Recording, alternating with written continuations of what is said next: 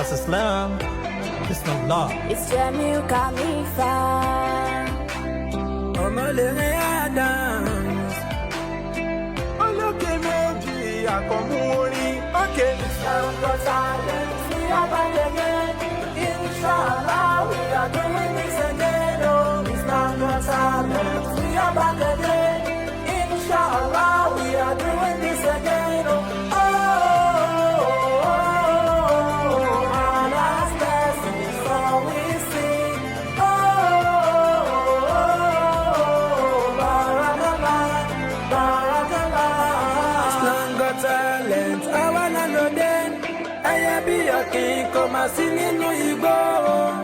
We are the first, we are the best. Islamic music competition in Nigeria. Àlùbáríkà f'olórí ẹ̀sìn, ìtẹ̀síwájú yìí ló jẹ wá lógún. This is Islam Got Talent Season 4. You better come out and do your registration.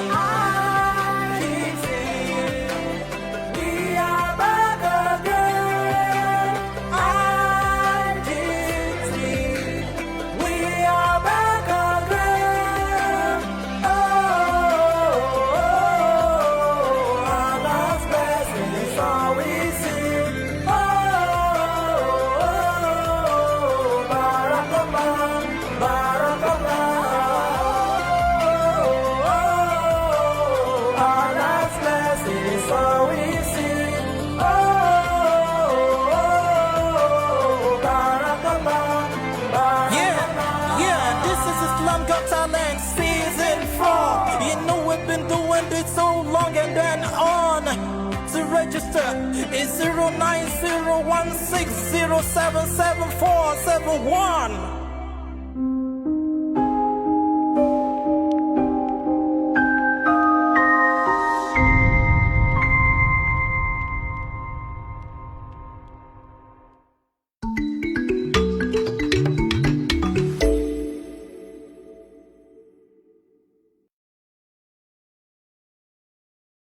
Islam Got Talent Season 4. Barakallah. Islam Got Talent. Islam Got Talent. Islam Got Talent. Islam Got Talent. Islam Got Talent. Islam Got Talent. Islam Got Talent.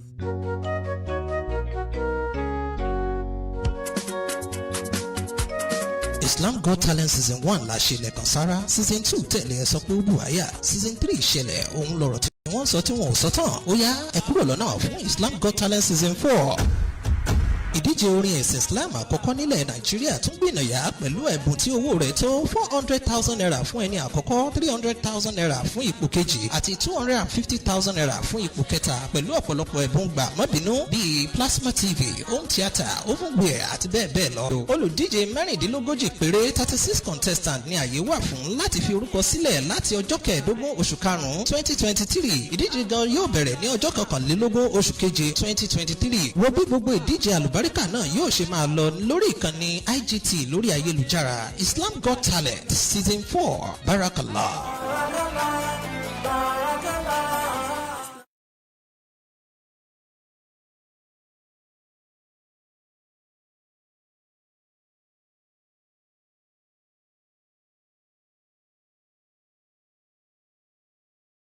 سيدنا محمد وعلى آله وصحبه أجمعين. الحمد لله رب العالمين الرحمن الرحيم مالك يوم الدين إياك نعبد وإياك نستعين اهدنا الصراط المستقيم صراط الذين أنعمت عليهم غير المغضوب عليهم ولا الضالين. All praises and adoration be unto Allah subhanahu wa ta'ala, the giver of life, the master of the day of recompense, the owner of the whole wide world.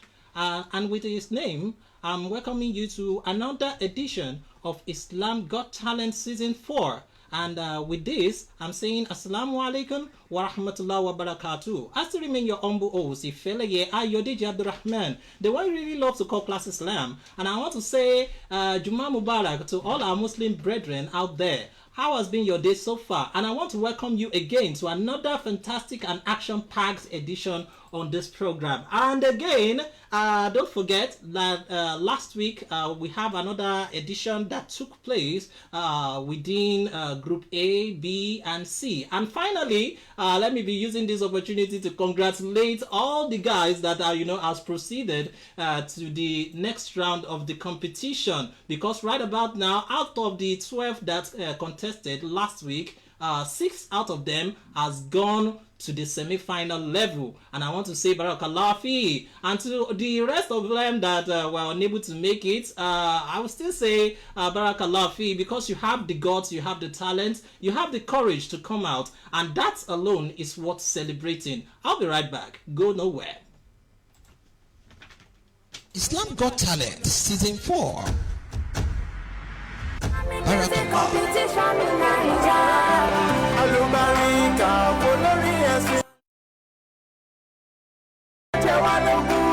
This is Islam Got Talent Season 4.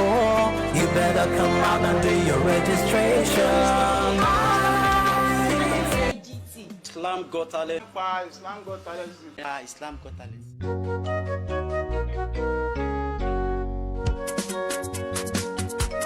Islam Got Talent Season 1 la ṣe lẹ́kan sára. Season 2 tẹ̀lé ẹ sọ pé ó bù àyà. Season 3 ṣẹlẹ̀ òun lọ̀rọ̀ tí wọ́n sọ tí wọ́n ò sọ tán. Ó yá ẹ kúrò lọ́nà fún Islam Got Talent Season 4.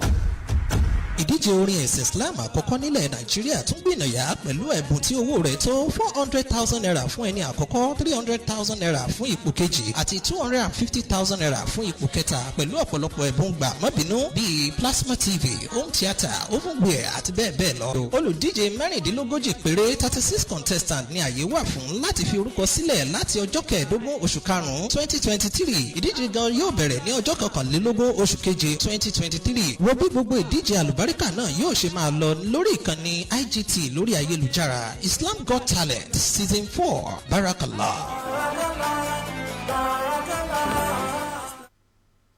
All right, welcome back. Like I said earlier, that today we will be dealing with the next 3 groups, and that is talking about Group D, E, and F. And in Group D, E, and F, I'll be outlisting the names of contestants in each of these groups. But before I do that, let me also take this time to say Jazakumullah khairan to all our sponsors, all our partners on this program. I mustn't forget that Ibadan Radio has always been on top of the list as one of the media partner on this show. I want to say Jazakumullah khairan to Ibadan Radio. Don't forget, Ibadan Radio is the subsidiary of Central Council of Ibadan Indigenes here in Ibadan City. And as well, I'm also using this opportunity to say Jazakumullah khairan to Islamic Music Broadcast. That is the broadcast that is responsible for the anything that has to do with Islamic music here in Nigeria. Moving away from there, I also have Association of Nigerian Islamic Music Scholars. You guys are great. You have been doing great.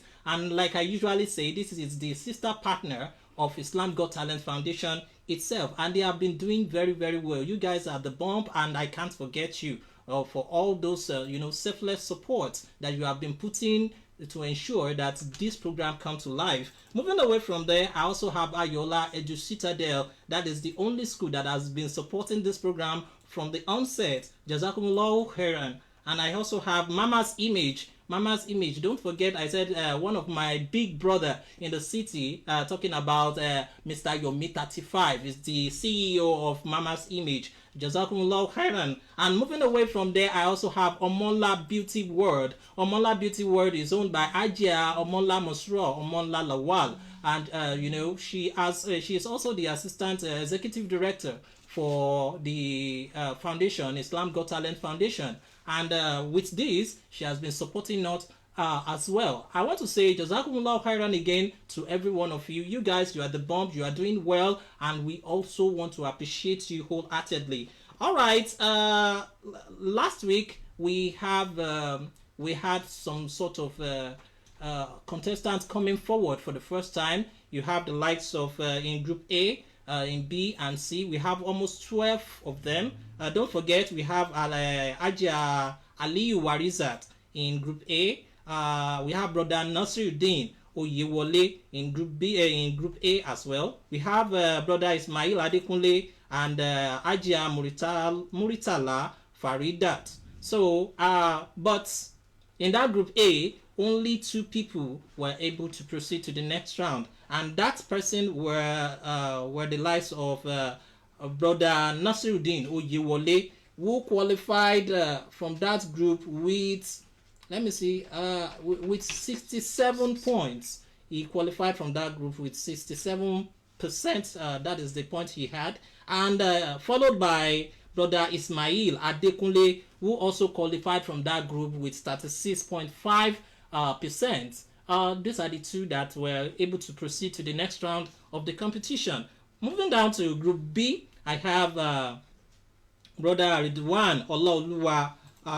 We have Ajia Ganiyat Cousin. We have brother Sanusi Abdulatif, and we have Ajia Karimat Tadeshe. But out of these 4, this brother Sanusi Abdulatif, left the group with topping the group with this point 63.4%, and followed by Ajia Ganiyat Cousin. Adura Mitigba. Do you remember that song? I believe you remember that song. And a lot of us in the studio that day, I remember that we were all dancing. So we have Ajia Ganiyat Cousin leaving that group with 55.3%. He left that group with 55.3%. Moving away from there, I have in Group C, Ajia Adeniji Miriam, Ajia Shitu Rokiba, and Ajia brother Abdulwariz Usman,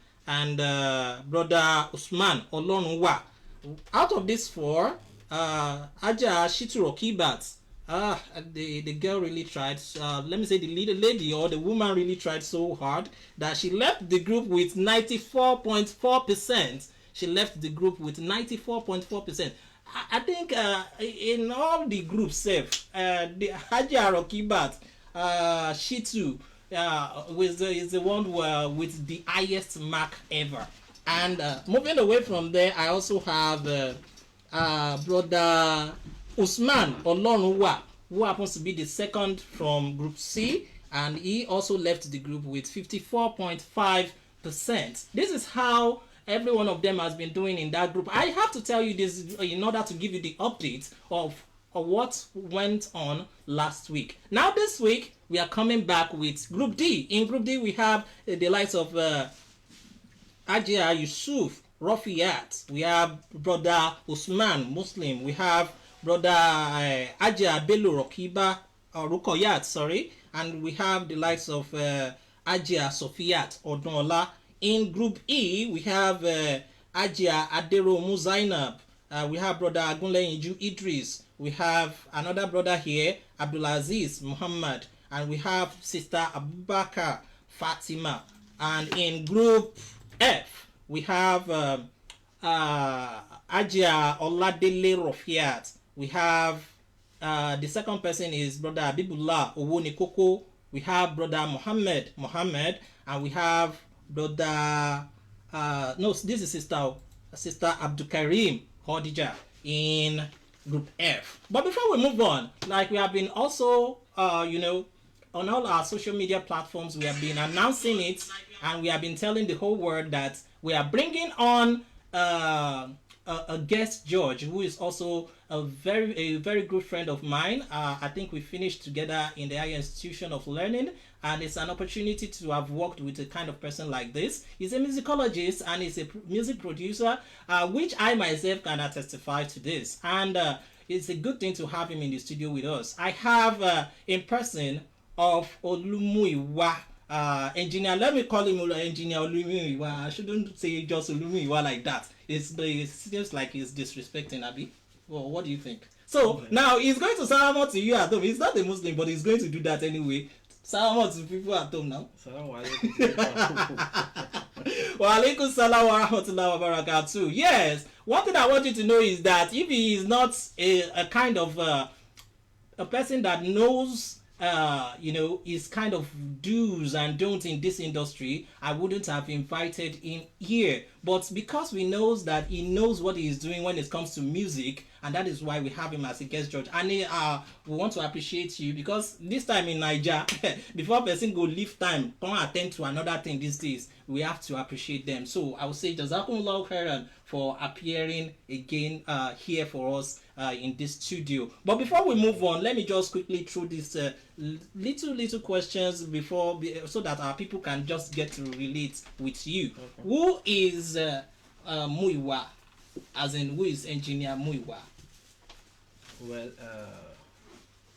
as you have said, my good friend has introduced me a little. He has said a little thing about me.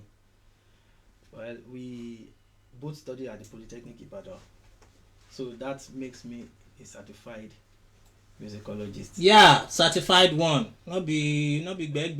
Not be say I get talent. This one is more than talent too. like he has also said, and I will advise everyone that has talent to pursue it to its peak. Mm-hmm. Going for rightful training where it is needed. Mm-hmm. Talent is never enough. It's not enough. We have always been saying that too. So I'm an audio engineer by profession too, which I'm also trained in that part too. As well. Apart from being a musicologist, because our field is so wide and vast yes. That the fact that you went to study music does not qualify you to be a professional in a particular field in that that industry, or in that field of study. Yes. So by the grace of God, I've been able to study more and a lot of things to say, so that we won't take much of our time. Yes, we won't like to take much of our time because we still have a long way to go on the program. You are still on to Islam Got Talent Season 4 with Engineer Olumuyiwa in the studio. Away from there, what have you been thinking, or what were your own views when it comes to Islamic music in Nigeria? Well, I just want you to share your thoughts, maybe within just few seconds or few minutes. Okay. Talking about Islamic music.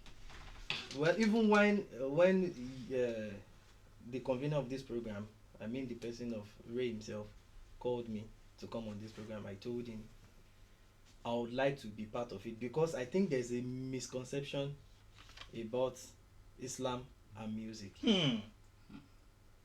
In fact, yesterday when I posted the stuff on my page, I had people chatting me in, is there music in Islam? Even up to our fellow musicologists, some people chatted me yesterday and started saying is there music in Islam. But to the best of my knowledge, music is life.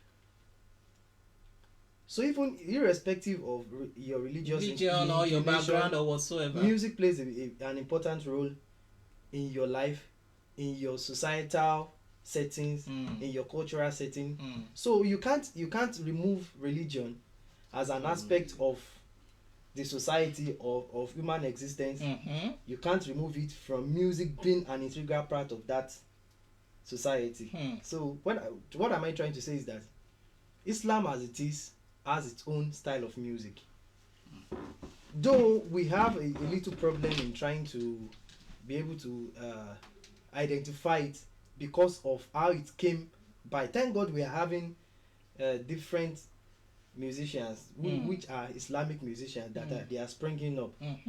What we used to know was just that probably during Ramadan, just Edidie Musari. That thing that you call Edidie Musari is also is also music. And thank God that people have developed it to. I know by now the scholars in that, though I'm not a scholar in Islamic music, but I know some scholars will have been able to demystify that. Okay, we have this genre in Islamic music too. By now, we have a lot of them. We are on here. I can't be saying their names so that it will not be like we are advertising any. Even if you advertise them, you are going to pay. Yes, I know. I don't want to pay such fine. So Islam has music. Apart from the only difference is that because in the faith which I embrace, music plays an important role in our services. We call it liturgical music. You understand? Yes. But I don't think in Islam, because it does not play such role, people think Islam does not have music. But we have tafsir, we have tajud, where I know that music is being used. Maulud, during Maulud too. I'm not a Muslim, but I've been able to research into these things and see that, okay, I think there's a problem somewhere. We are not getting things right. Yeah, and that is true, because we were not getting things right. The fact that people that are also in this industry are also involved. Like, not every one of us really knows the history behind Islamic music, especially here in Nigeria, and that is affecting a lot of us. And that is one of the reasons I've been proclaiming on here most of the time, that if you don't know anything about Islamic music, don't even talk about it. Or if you just want to come to us and tell us that the Quran said, the Hadith said, if you want to say Hadith said, remember that Hadith, that same Hadith is what another cleric is going to use to antagonize or to opposite what you have said so far. And that Quran that you want to also use is that same thing that another cleric is going to use to antagonize what you have said so far. So that is the reason I said, let's drop the issue of Hadith said, Quran said. Let's use our own common sense as humans, that is music not cultural enough? Is music not natural enough? Like I used to say, that your music is not haram or halal. It depends on the content of your music. Now, away from there, we have been having people that have been, summoning their courage to come out on competitions like these. What are your messages for them? Well, I would tell them it is enough for you to have courage to come out for a competition. Even if you don't emerge as the winner, though everybody wants to come for a competition to emerge as the winner, but don't forget, only 1 or 2 winners will be drawn out of this competition. Always know that the sky is your limit. You can go further even after this competition has ended. Don't relent. Don't relent on that thing that which you believe you are doing, and always do it right. Yeah, and that is it. Before we get back to the business for today, let's have a moment of break. I'll be right back. Still on to Islam Got Talent Season 4. Islam Got Talent Season 4. We are the best Islamic music competition in Nigeria. Alubarika olórí ẹ̀sìn ìtẹ̀síwájú yìí ló jẹ́ wá lógún. This is Islam Got Talent Season 4. You better come out and do your registration.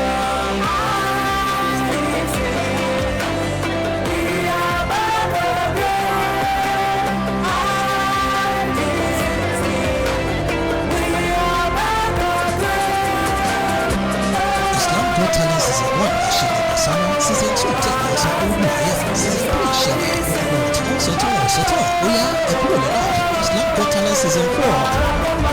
Ìdíje orin ẹ̀sìn Islam àkọ́kọ́ nílẹ̀ Nàìjíríà tó gbìnàyà pẹ̀lú ẹ̀bùn tí owó rẹ̀ tó ₦400,000 fún ẹni àkọ́kọ́, ₦300,000 fún ipò kejì àti ₦250,000. Alright, you are welcome back to Islam Got Talent Season 4, and here we are going to be talking about Group D, E, and F for today. Like I've said earlier, I've mentioned the names of the contestants in each of these groups, and I've said also, I've also mentioned the people that, proceeded from Group A and B and C. Right about now, before we also move on, let me also use this opportunity to welcome my fellow judges on board, the person in charge of Arabic rendition, who has also been very fantastic on this program. A lot of people have been saying, this guy, you are a bump. So, and we thank Allah subhanahu wa ta'ala that he has always been there for us. Assalamu alaikum wa rahmatullahi wa barakatuh. Wa alaikum salam wa rahmatullahi wa barakatuh. You are welcome back. Alhamdulillah. Yeah, that is it from Arabic rendition George there. And at the same time, the fact that I am having engineer Olumuyiwa in the studio does not really mean that we are going to wreck our own engineer, who has always been with us from the beginning of this competition, and that is in person of Sources points, Alaji, inshallah, Alaji Tohib or Laditi. Assalamu alaikum wa rahmatullah. Wa alaikum salam wa barakatuh. Yeah, it's good to have him also because as in a day, it be like he won't travel out of this country today. So that's why he's not taking, he's not leaving any stone unturned. Alright, like my fellow judge on this show have said, you can go further more than what you ever imagine on this program, even as a participant or even after this competition. So always keep that at the back of your mind. Right about now, let's go into the judgment of group D. Don't forget, I still remain Ombu Osifele Ayodeji Abdurrahman, which I will be looking into the content of your music. And as we are moving on, I'll be telling you whatever we also think it is very, very important. And as well as our guest judge in the house is also going to be telling us whatever he thinks about anyone's music. So, and again, let me put this at the back of our mind. Deciding or judging music is subjective to individual feelings. Are you getting it? So, the fact that they are not saying what you really want to hear does not mean what they are saying is nonsense. And if you think it is nonsense, I beg, derive sense from it. Do you get it now? So let's move away from there. Group D, we are going to be having the first contestant that we are going to listen to. Our song is Ajia Yusuf Rafiyat. Let's listen to our song, please.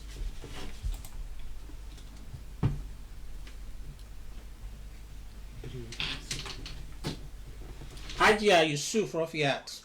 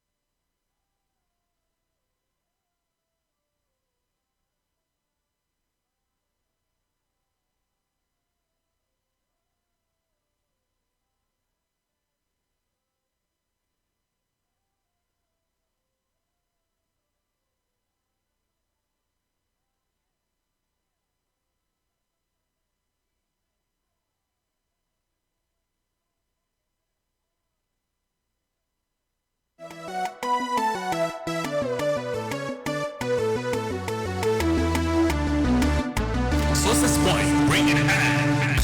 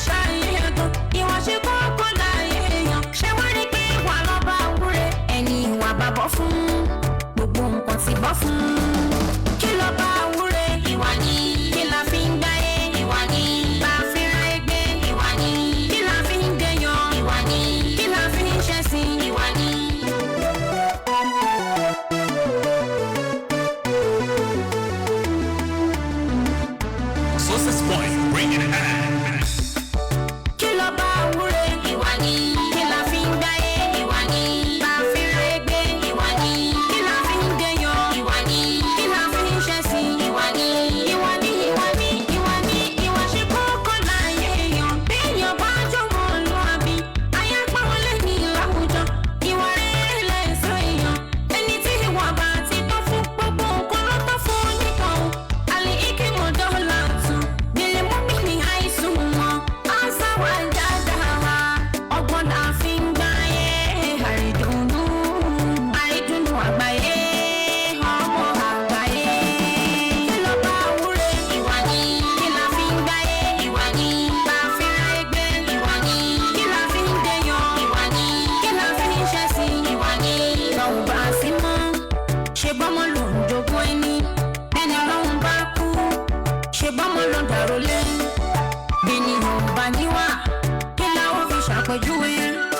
òbí ẹ ò jẹ́ bẹ́ẹ̀ ni wọ́n sọ fún ọmọ níta. Bí ó bá wá ní òbí rere, báwo ló ṣe fẹ́ ṣàyè gan? Ìwà ṣe kókó láyé èèyàn. Ṣé wọ́n rí kí ìwà lọ́ba wúre? Ẹni ìwà bàbọ̀ fún gbogbo nǹkan ti bọ́ fún. Kí ló bá wúre? Ìwà ni. Kí la fi ń gbáyé? Ìwà ni. Bá a fi ra ẹgbẹ́? Ìwà ni. Kí la fi ń dẹyàn? Ìwà ni. Kí la fi ń ṣẹ̀sìn? Ìwà ni.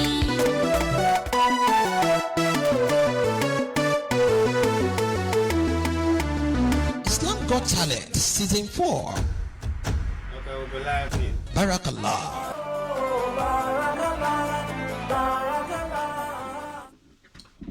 Alright, welcome back from that music from Ajia Yusuf Rafiat from Oyo State, aka Aridunu Apashe. That was kind of a good music listening from here, but I won't be the one to judge the whole thing, now. But before we do that, let me quickly take our comments here on our social media platform. I have this one coming from Fasil Lesani and Nasheed. Nice track.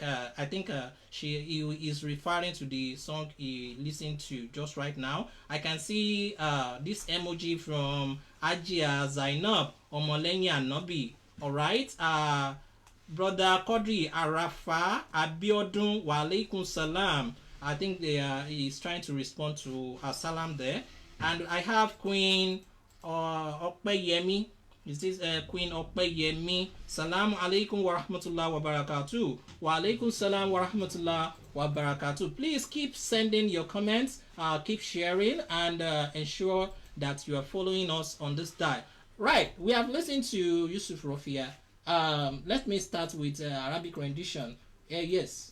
So, Alhamdulillah, Ajia Rashidat, Abi Rafiat. Rafiat, Yusuf. Ẹgbìyànjú, Ọlọ́run dákun, kó wá ṣàlàyé ṣe àlékún ìwà gbogbo wa, ìwà dáadáa. So, nínú lyrics tí mo gbọ́ nísìn nínú track yẹn, ẹ lo kéwú níwọ̀n àbára ń pẹ́ ń bẹ̀. Ṣùgbọ́n ń tẹ́ ẹ lò. Ó bá mu ṣùgbọ́n kò tó ṣe rẹ́gí dáadáa pẹ̀lú nǹkan tí ẹ̀ ń sọ. So àwọn ọ̀rọ̀ míì dẹ̀ tún wà téèyàn tún máa ń lò dáadáa láti lè fi qualify tó bá níwà tàbí láti lè fi advice èèyàn fún wà. So wọ́n á advice yín next time kẹ́ ẹ tún ṣe research yẹn dáadáa. So fún ìdí eléyìí màá fún yín ní ẹ jẹ́ kí n fún yín ní 12. Alright, 12 from our Arabic rendition.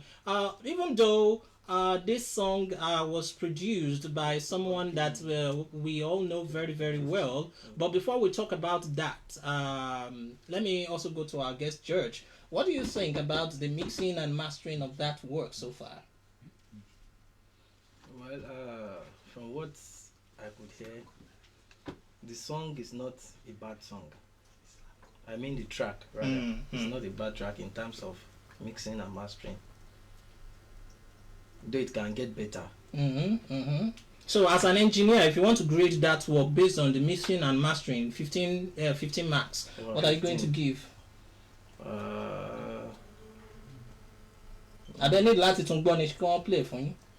No, I'm good. You're good. Okay, fine. So what so do you rate? Let me give her 11. 11 for that mixing and mastering work. Yeah, mastering. Okay, why is it not 15?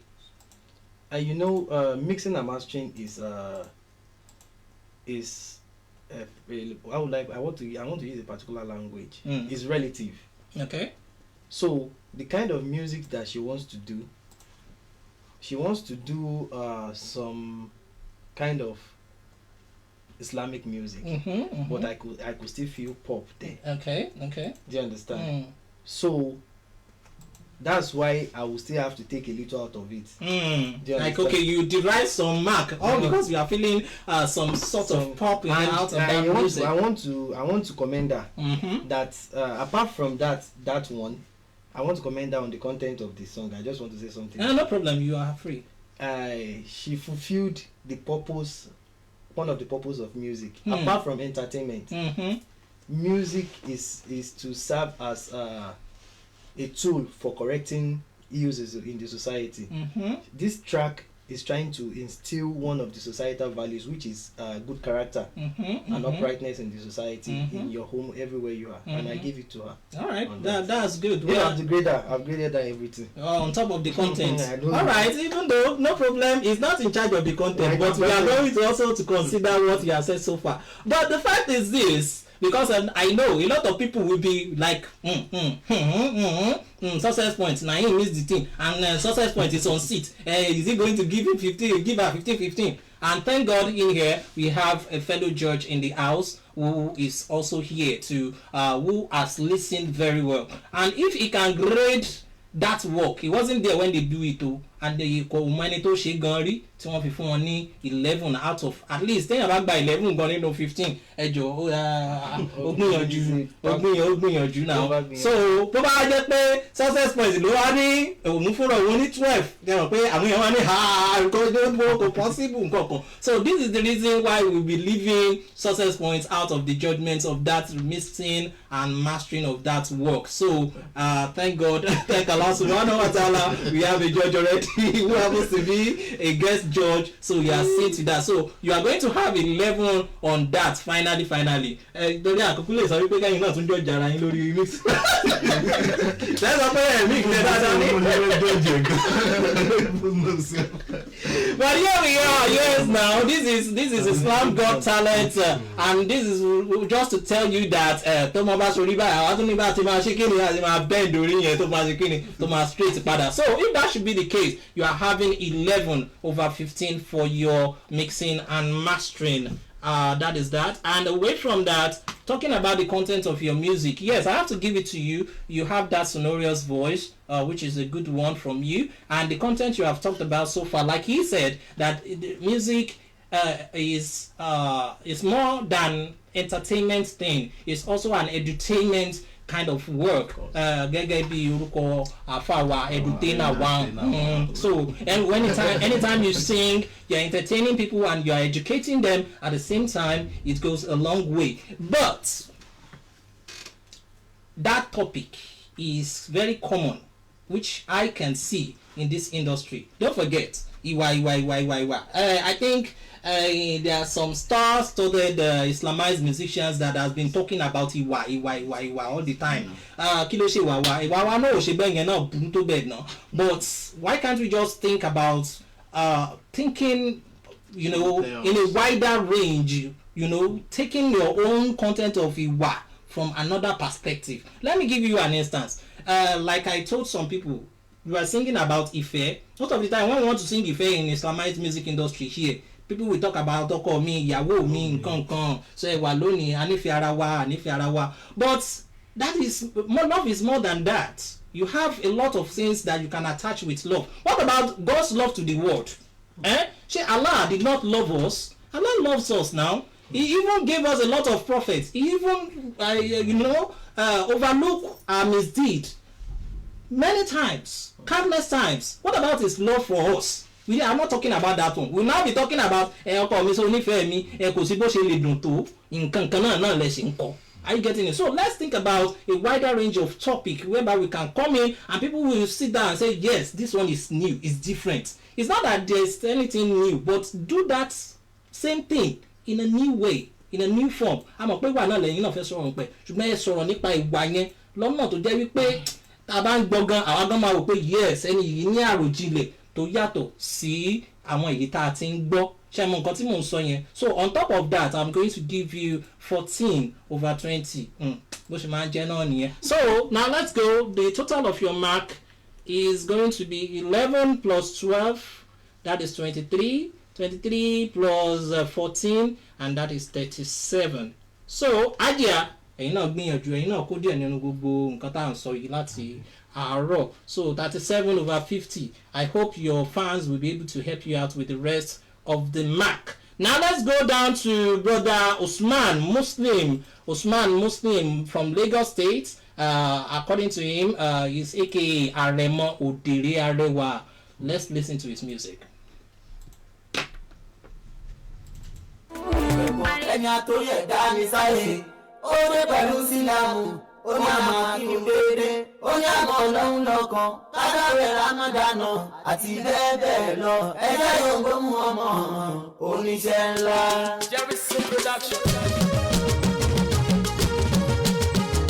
ọlá nàbí pọ̀jù mo nífẹ̀ẹ́ ànábì rẹ pẹ́pẹ́. ọlá nàbí pọ̀jù mo nífẹ̀ẹ́ ànábì rẹ àrẹ̀mọ. ọlá nàbí pọ̀jù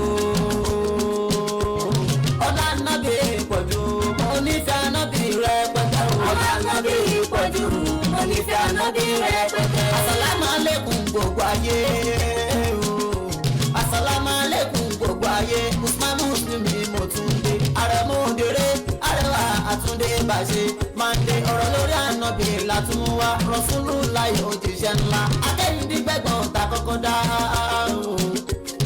akẹ́yìndínlẹ́gbọ̀n ta kọ́kọ́ dá usman mùsùlùmí àyíǹde ṣùgbọ́lá ànábì mo fi ń dẹ ìdúró mi ìbẹ̀rẹ̀ mi kò yàtọ̀ sórúkọ Muhammad kò yàtọ̀ sórúkọ Muhammad ọlọ́run bá wa kẹ́ Muhammadu ya Rasulullah ọlá ànábì pọ̀jù mo nífẹ̀ẹ́ ànábì rẹpẹtẹ. ọlá ànábì pọ̀jù mo nífẹ̀ẹ́ ànábì rẹpẹtẹ. ọ̀rẹ́tẹ̀ tí ó wá gbọ́ mùjísà lórí ànábì Adéwálé ìtàn lórí ẹni tó ń jẹ gbèsè tí ó sì ní kọ́bọ̀ láti san ṣùgbọ́n nífẹ̀ẹ́ ànábì rẹpẹtẹ. lọ́sàn lóru lówùrọ̀ ló fi ṣàṣàlátù fún oníṣẹ́ ńlá lọ́jọ́ ọjọ́ kan ará mi lọ́gbọ́n ní gbèsè ilé ẹjọ́ onígbèsè wàá sọ wípé adájọ́ ẹjọ́ wẹ̀ ṣe mí jẹ́jẹ́ kí n dágbére fáwọn ẹbí mi pé wọ́n ti gbé mi relé ẹjọ́ adájọ́ bá yarí pé àwa ò nígbà yẹn fún ẹ nítorí ó lè ga bẹ́ẹ̀ sálọ tó bá mọ̀ wípé ó fẹ́ relé o àfi kò fi kàn dúró lónígbèsè ìgbà dáhùn pé kò sóhun tóun lè fi dúró ṣùgbọ́n mọ́ lóhun tó ju nǹkan lọ́hùn tó ṣe mú ọmọ Adéwálé ládájọ́ yìí bá mi kọlẹ̀ olóhùn ti gbọ́ kó máa lọ. Islam Got Talent Season 4 Barakallah.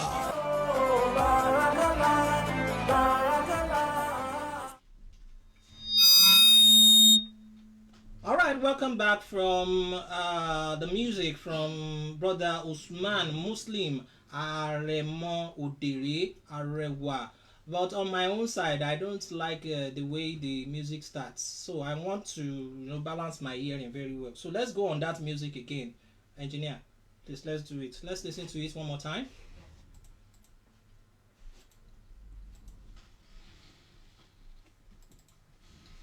ẹni àtòrí ẹ̀dá mi sáyé ó dé pẹ̀lú sílámù ó ní àmọ́ kírun déédé ó ní àmọ́ ọlọ́run lọ́kàn kádáwé rámọ́dánà àti bẹ́ẹ̀ bẹ́ẹ̀ lọ ẹjẹ́ yòókù mú ọmọ oníṣẹ́ ńlá.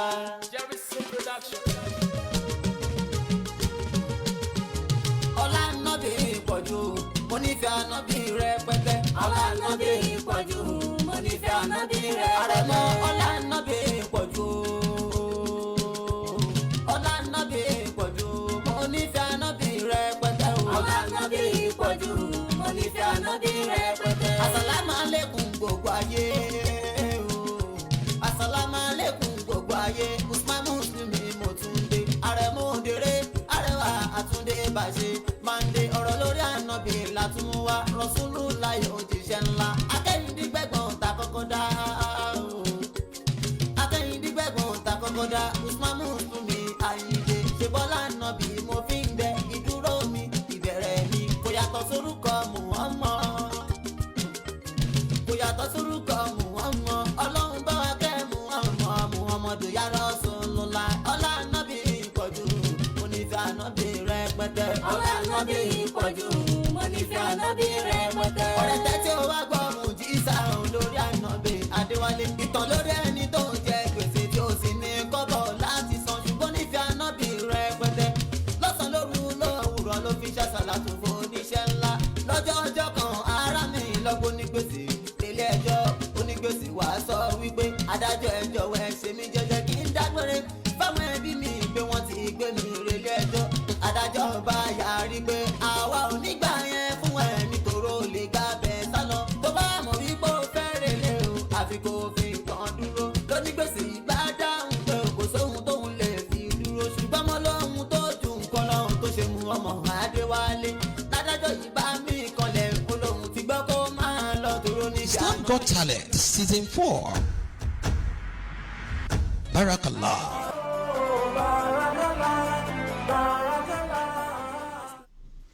All right, welcome back from that music again. Finally, I think I have derived what I want to derive. But before we move on, what do you have to say to that success point? Talking about the mixing and mastering of the work.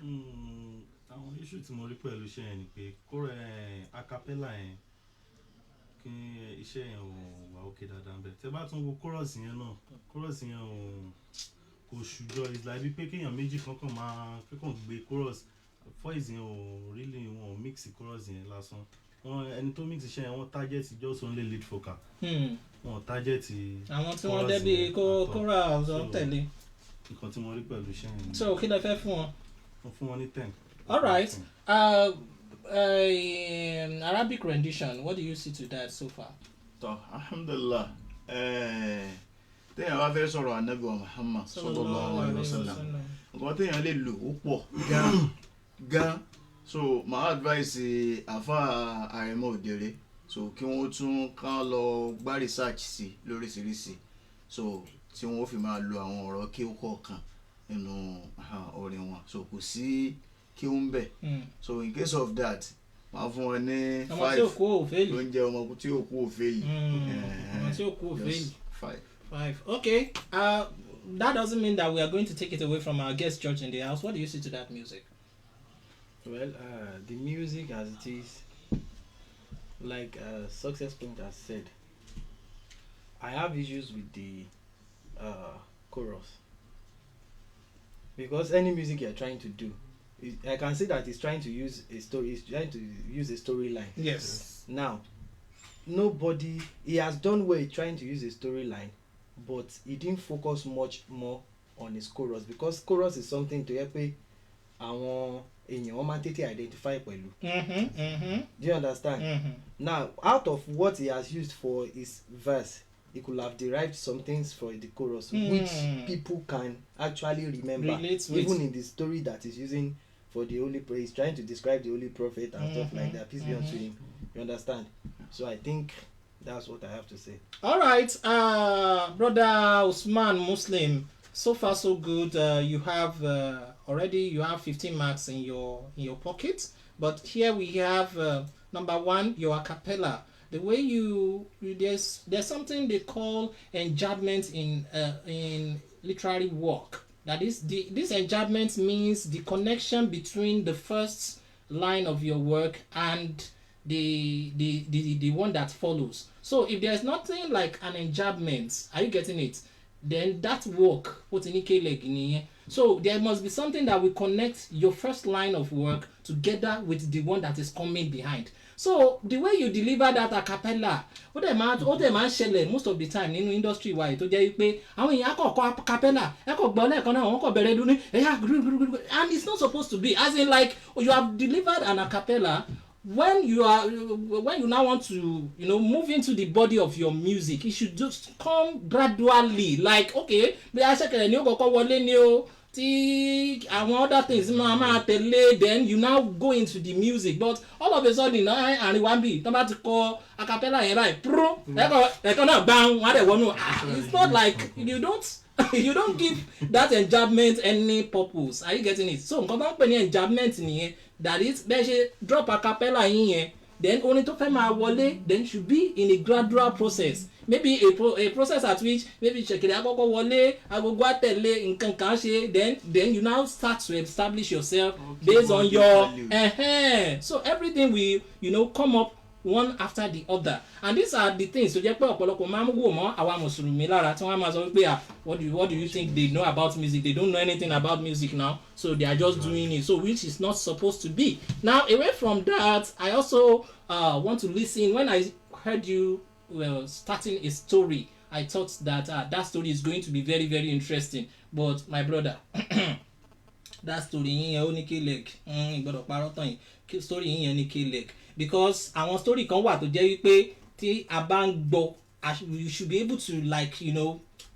connect things. Kò gbọ́dọ̀ dàbí àlọ́ àwọn ọmọ primary 2 àbọ̀ ọmọ primary 1. Are you getting it? Àwọn àgbàlagbà lẹ́ ń kọrin fún, àwọn matured mind lẹ́ ń kọrin fún, so àwọn tó jẹ́ wípé wọ́n rí jù ẹ̀yin gan lọ Are you getting it? Lẹ́yìn kọrin fún. So if you are telling us stories, then your story should be a kind of story tó yẹ pé aṣọ ọgbọ́n yẹn aṣọ kọ́ àwọn èèyàn pé yes this is indeed a big a wonderful story to listen to. But bẹ́ẹ̀ kò ṣe mú story yẹn nìkan jẹ́wọ́ ọ̀dẹ́dọ̀ nìkan fọlọ́ǹbẹ láyé tá a wà yìí lọ́lọ́ sànú wa kò sí bẹ́ẹ̀ ẹlòmíì àti o fànábì bẹ̀rù òun tún fànábì kọ̀ àbí bẹ́ẹ̀ kọ́lọ̀ ti máa ń sọ wọ́n ní o fọlọ́ǹbẹ mi mo tún fọlọ́ǹkọ̀.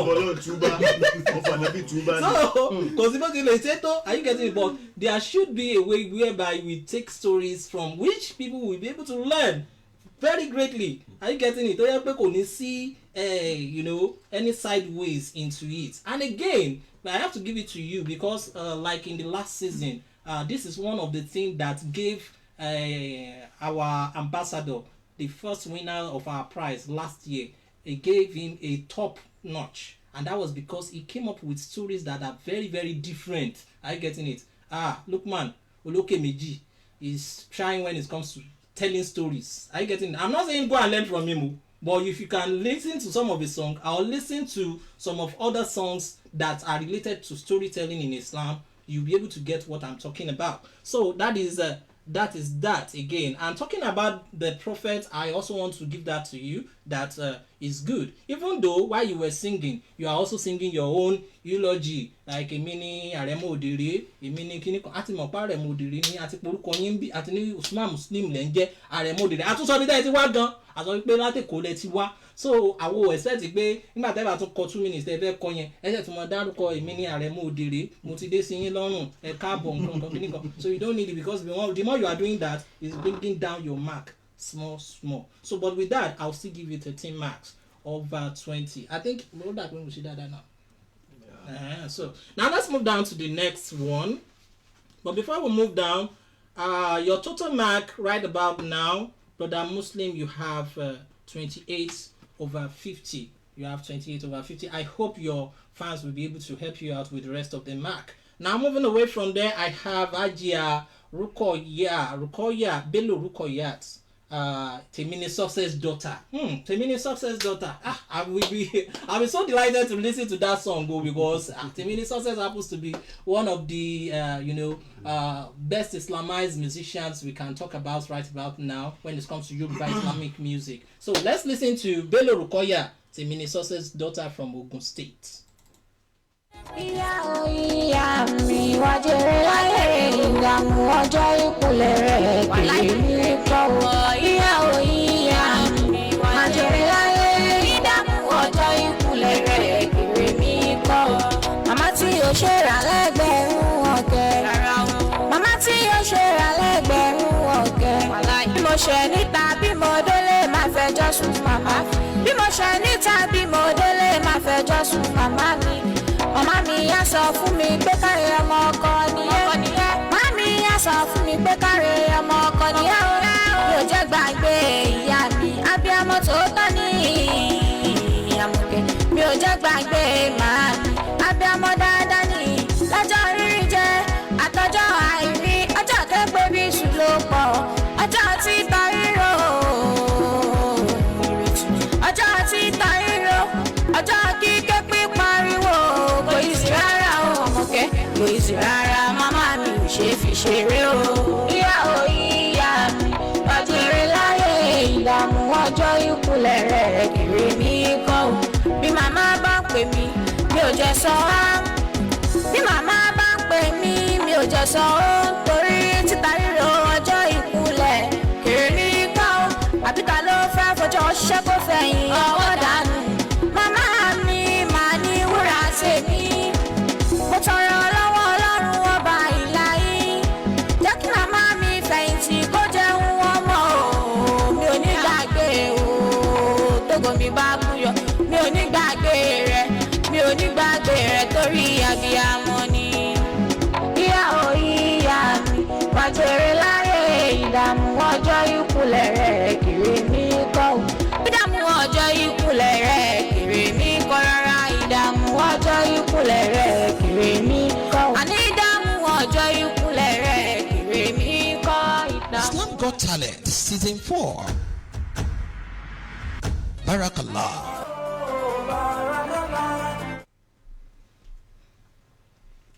right, welcome back from Ajia Bello Rukoya.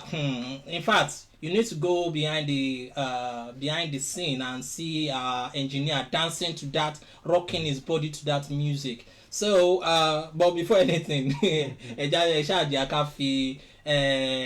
engineer sílẹ̀ ká máa wà wọ́n nírántí wọn, anything is danceable. All right, let's talk about the the Arabic rendition.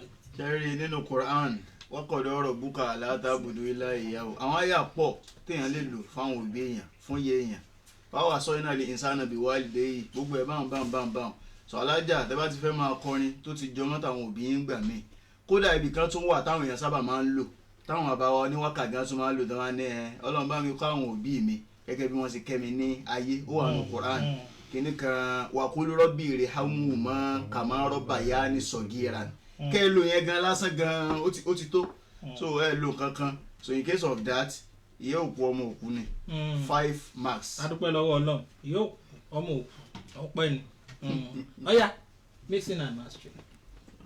nínú mixing and mastering yẹn àkọ́kọ́ F9 iṣẹ́ yẹn. báyìí báwo ló ṣe máa jẹ́ odidi iṣẹ́ tí engineer wa ń jó sí lẹ́yìn yẹn lè máa sọ pé F9.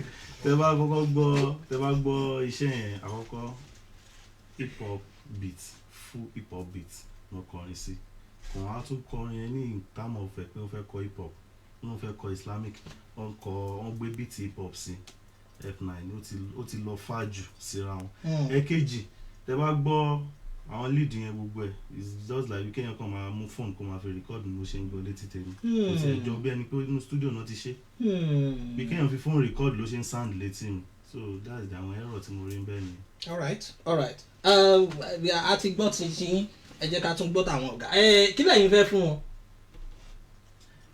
mo máa fún wọn ní 6. ẹ máa fún wọn ní 6 ok wọn náà máa fún yín ní 6 ọmọ tí òkú òfèèlì náà nìyẹn náà ok all right what do you see to the whole of the music kí lẹ rí sí orin yẹn. Well, what I would want to say, I still want to commend her to have tried to sing. Yes. But it's one thing to have talent, like I said at the initial, and it's another thing to look for the right people to help you bring out the best of what you can do. Yes. That is what is lacking in this music. Talking about the mix, I wouldn't say much about Arabic. I don't know much about it. So, but about the mix, one characteristics of a good mix is definition. Everything sounded clumsy, like my Oga said. It was as if it was recorded haphazardly without any proper handling. You get. So I want to encourage and advise her next time that she wants to do her work, look for a good place to do your work. It will bring out the best of what you are trying to do. There's a lot of things. There's a part that to me, maybe because I'm a sound engineer, it looks as if she sang a part one day and came back the next day to come and sing one part. You understand? It was so glaring because the timbre, the tone color of that place I'm talking about is different from all the other part of the music. So try anytime you want to record, probably you weren't in your good form, then try and be in the best of your mood when you want to go for your recording. That's all I have to say. And that is what we have always been saying when it comes to recording or submitting or forwarding your song on this program, that we want the best of you. Don't just go to one corner and say if you want to do anything, if I can record anything, if I record anything, one point anything mark you. Are you getting what I'm saying now? So you have to be at your best, because what you are putting on is something we are just listening to. So we don't even care how you made it work. Are you getting it? Sometimes you can go as far as hiring choirs to come and sing for you. We don't care about that. In as much you have presented it to us and we are listening to it, we still have to, look into it and say, this is how you have done this work in here or out there, and that is why it has to be the best of you. All right. Let me say kudos to all our engineers and as well as the rest of the judges. But nǹkan tẹ́mi kàn notice nípa iṣẹ́ yín so far, òun ni pé there's a lot wrong with your work. There's a lot wrong with your work, and I don't want to say it again, but I will still say it again. Like he said, that this is not I have talent. Music at this level is beyond I have talent. You need to go to people that matters, that can help you bring up your talents in the right way. Are you getting it? And this is one of the reasons tá à ń pariwo tá à ń sọ from time to time fún gbogbo àwọn ọmọ ìyá wa nínú ẹ̀sìn Islam. Ẹ bá ti réyàn tó bá lóhun ní talent orin, ẹ má bu ẹnu àtẹ́lù wọn, ẹ má sọ fún ẹ má bẹ̀rẹ̀ story. The next thing you can do gẹ́gẹ́ bí ọmọ ìyá yín nínú ẹ̀sìn ni pé kẹ́ ẹ gbárùkù tí kẹ́ jẹ́ kí talent yẹn ó ṣiṣẹ́ fún kóhun náà sì ṣiṣẹ́ fún talent yẹn.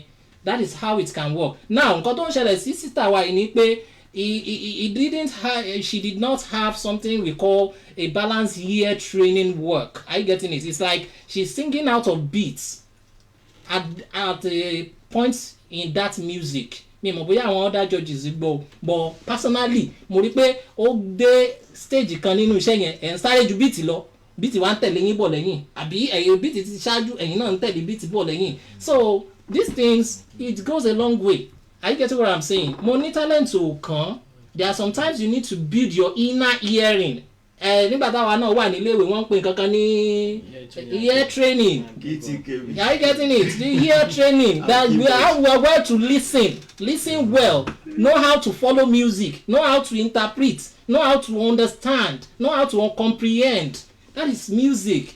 So but ó kàn máa ṣe mí láàánú wípé gbogbo wa tí bá ti ní talent díẹ̀ akọ̀ bọ́ sí kọ́nà yàrá wa kan á dẹ̀ drop it. It's good, but you still need to do more. It is beyond that. Now it is affecting you right now because you are not even staying on the beat. You are not staying on the rhythm you are given. You are also out of key when they were playing for you. And again, mama's topic. Yes, now because this topic we are very, very familiar with them. We are familiar with them. So please, let's be creative in terms of our, renditions, in terms of our music production. Let's be creative. Ọwọ́n ò ṣe dáadáa fún wa. Ajia, I will wò yín ṣe láàánú, and I will give you 9 for this. So, and your total mark is 20 over 50. Let's hope that by the time you get to the next round, all these things that we have been talking about, you'll be able to work on them. So let me quickly go to our social media and do here. We have some of our people putting up some things. Over 30 minutes ago, brother Anosiri Olamide Omoluabi, he said, we are not hearing anything anymore. Please, what is happening? If you are hearing us right now, let us know, because we can't just load our own phone here. He said you can't hear anything. Maybe it's your own device, maybe it's not, but let us know if you are hearing right now. So moving away from there, I have brother Kodri Arafa Abiodun Imololaya mi coin edutainer monkey edutainer nínú ilé. Assalamu alaikum from brother Olamide again. Sister Queen Sayida Eni Keoluwa salam to all my boss in the house. Àwa náà ń ṣe wa alaikum salam. I have brother Muslim Kodri, àwọn náà ń sálámọ̀ sí wa. Sister Rukoya Àmọ̀kẹ́ Adé, àwọn náà ń sálámọ̀ ní wa alaikum salam o. Àwa náà ń kí yín. Prince Yomi Abefe, that's my own brother there. He said well done sir. Ẹ̀yin náà ẹ ṣé o. Àmọ̀lóore ẹ kú bẹ́ẹ̀ ṣe ń dúró tì wá. Brother Aridunu Alijebuwi, that is our Chief Executive Director for Islam Got Talent Foundation. So he's also salaming and he's also greeting us. So alaikum salam wa rahmatullah. So moving away from there, let's listen to Ajia Sofiat Odunola. Odunola, let me see. Kí mo rí orúkọ tí wọ́n yẹn sí. Ajia Sophia Odunola from Osun State. Àwọn ni Arire Mako. Èmi náà Arire Mako lèmi náà o. Ẹjọ́ ẹgbẹ́re wa kò mí o, ẹjọ́ nítorí Ọlọ́run o. Ẹjọ́ Islam Got Talent Season 4. And other seasons coming. We still need sponsors. Powerful sponsors. Are you getting it? You can see all our drinks, they don't even get sponsored. Now we sponsor them by ourselves. Can you imagine? No. So that is why you don't see anything like, so come and sponsor us. We can use our own to promote yours as well. So let's go for Ajia Sophia Odunola Aririmako.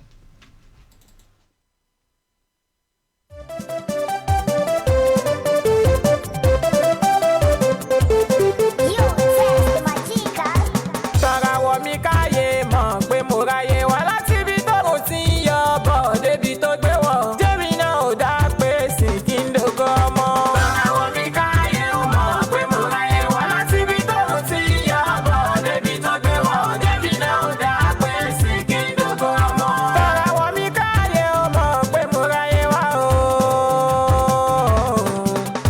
Tọ́ra mi káyé mọ̀ pé mo ráyé wá láti ibi tóun ti ń yọ bọ̀ débi tó gbé wọ̀. Jẹ́mi náà ò dá pé sì kí n dògo ọmọ. Tọ́ra mi káyé mọ̀ pé mo ráyé wá láti ibi tóun ti ń yọ bọ̀ débi tó gbé wọ̀. Jẹ́mi náà ò dá pé sì kí n dògo ọmọ. Àríre má kọ Sọ́fíà tù màmá òkìkí. Òrè ọgbọ́n láyé mọ́ mi mọ̀ àtòrí ọpọlọ.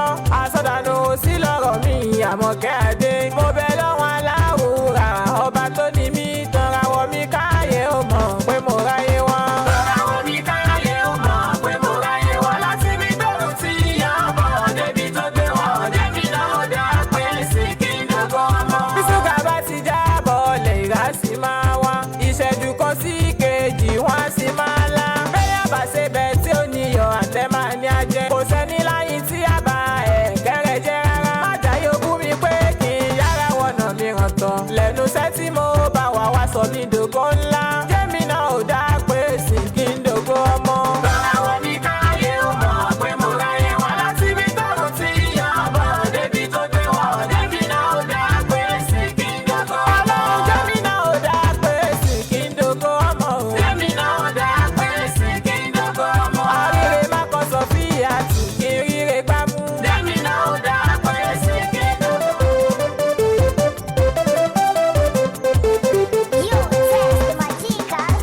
Tọ́ra mi káyé mọ̀ pé mo ráyé wá Islam láti. Got Talent Season 4. Barakallah.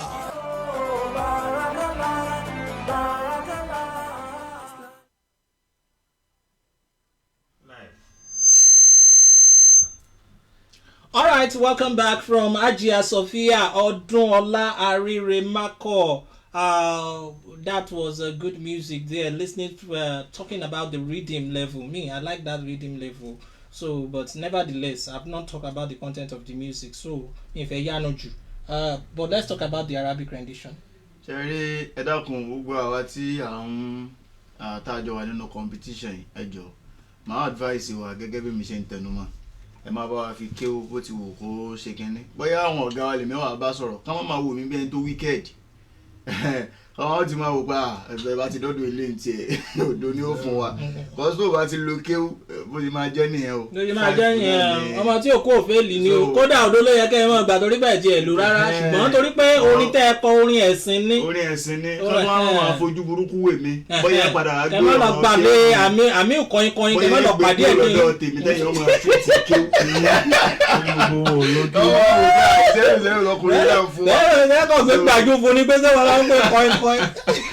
so 5 learn mark. àwọn tí òkú òféèlì 5. All right, moving away from there, let's talk about the mixing and mastering. This one is going to our guests in the house. So, what do you think? Well, I want to analyze the music just a little. Yeah, go ahead. I'll start from the rhythm section. The rhythm is very, very good. But the delivery in terms of the lead vocal does not correspond with the rhythm. That's number 1. 2, talking about the mixing. Bóyá kẹ́ ẹ sọ Yorùbá torí èbó yín ò ń pọ̀ jù o ó ń pọ̀ jù o sẹ́yìn káwá rí i pé àwọn alájàjẹ́ ẹ̀sìn ń wò lọ́ọ̀kan ìwọ̀n náìsì tó gbogbo oyún o ẹ sọ Yorùbá kí wọ́n tètè gbọ́ báyìí sí. ọmọ Ìgbò tí mo yẹn sọ ní ọmọ Ìgbò ọmọ Yorùbá náà ni wá àjọ ní Ìbàdàn yìí náà ni so mo yẹn sọ lọ bíìtì tí ẹ kọrin sí yẹn bíìtì yẹn wà òkè but ẹ sì lè ṣe jù bẹ́ẹ̀ lọ nípa bẹ́ẹ̀ ṣe gbé orin lórí bíìtì yẹn mixing yẹn wá ní issue wà lórí àwọn tí wọ́n ṣe gbé orin tẹ́ kọ yẹn wọn kì í mix background vocal àwọn tó ń ṣe gbè bí wọ́n ṣe mix ẹ̀ yẹn bẹ́ẹ̀ mi ṣe lérò. báwọn ṣe kọ́ṣẹ́ tí wọ́n mọṣẹ́ tí wọ́n o so ti yé ní báyìí ní ìsìn kẹ́ lè understand o. ó ní mo bẹ́ẹ̀ mi ṣe lérò wọn kì í mix ẹ̀ because tẹ bá wò dáadáa n tí àwọn tí wọ́n ń ṣe ìgbé orin yẹn tí wọ́n ń kọ kò jáde dáadáa tí ìbá ṣe wípé ó dàbẹ́ ẹni pẹ́yìn gangan ti fi ohun ara yín kọ tẹ́lẹ̀ a ní fẹ́ mọ nǹkan tí wọ́n ń kọ because àwọn effect tí wọ́n fi sí lórí kò ó ti pa àwọn tó ṣègbè yẹn ó ti pa ohun àwọn tó ṣègbè yẹn so bó ṣe jẹ́ nìyẹn. Alright, let me quickly take some comments here. I have Ogunbanwo Olukunle Omobolaji Ibidokun Muiwa thumbs up. He gave you an emoji of thumbs up there. Brother Anosiri Olamide wọ́n ti sọ̀rọ̀ sókè wọ́n ní I'm following sir now hearing clearly sir. Wọ́n tún fi kissing le. Brother Olaiya Abdukuwiyu wọ́n ní bàbá mi mọ̀mọ́ putty ìsèwálé ṣe ọmọdún mélòó ni a. Alright, we have Saida Khadija Ẹwà Ẹ̀sìn Akuola Jimoh àwa náà ń kí yín. Alright, let's quickly move down to the song of Ajia, but there is something I really want to ask. Thank God we have almost 2 engineer in the house, and I want to ask this question, and it has been bothering me when it comes to Islamized music industry. What is happening with the word auto-tuning? Why are we bastardizing auto-tuning in this industry? Is it like we cannot is it like there are some engineers that they cannot record without auto-tuning, or what is happening? Or should I say maybe auto-tune is like the shortest door to get to where we are going? Or let me say, is it our musicians that are not professional enough that some people have to want auto-tune all the time when they want to record? I want the answers. Emma Bino, starting from you.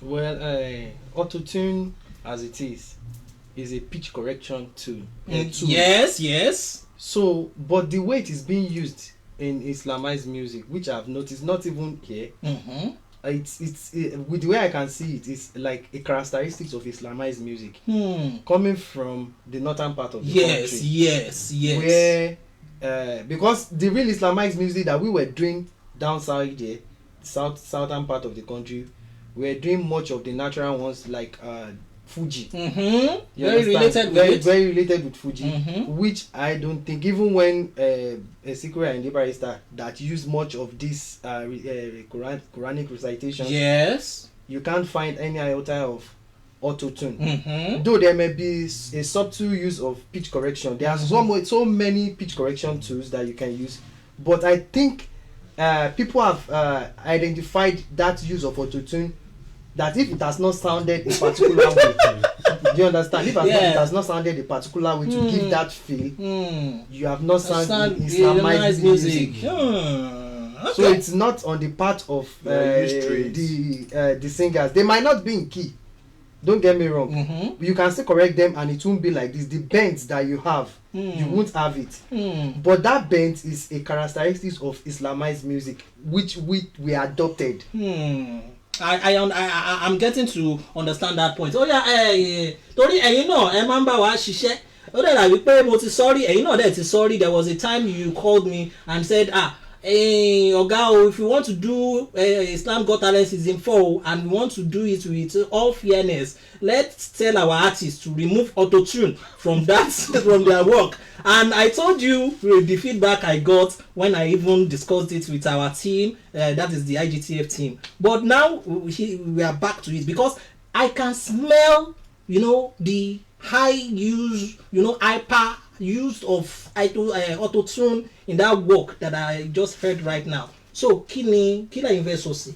Nǹkan tí mo lè sọ sáàrin yẹn ni pé ẹ̀rí pé lọ́jọ́ yẹn tí mo pè ní pé ẹ wá fẹ́ judge wọn because gbogbo àwọn Islamic artists wa wọ́n ti relax lórí auto-tune.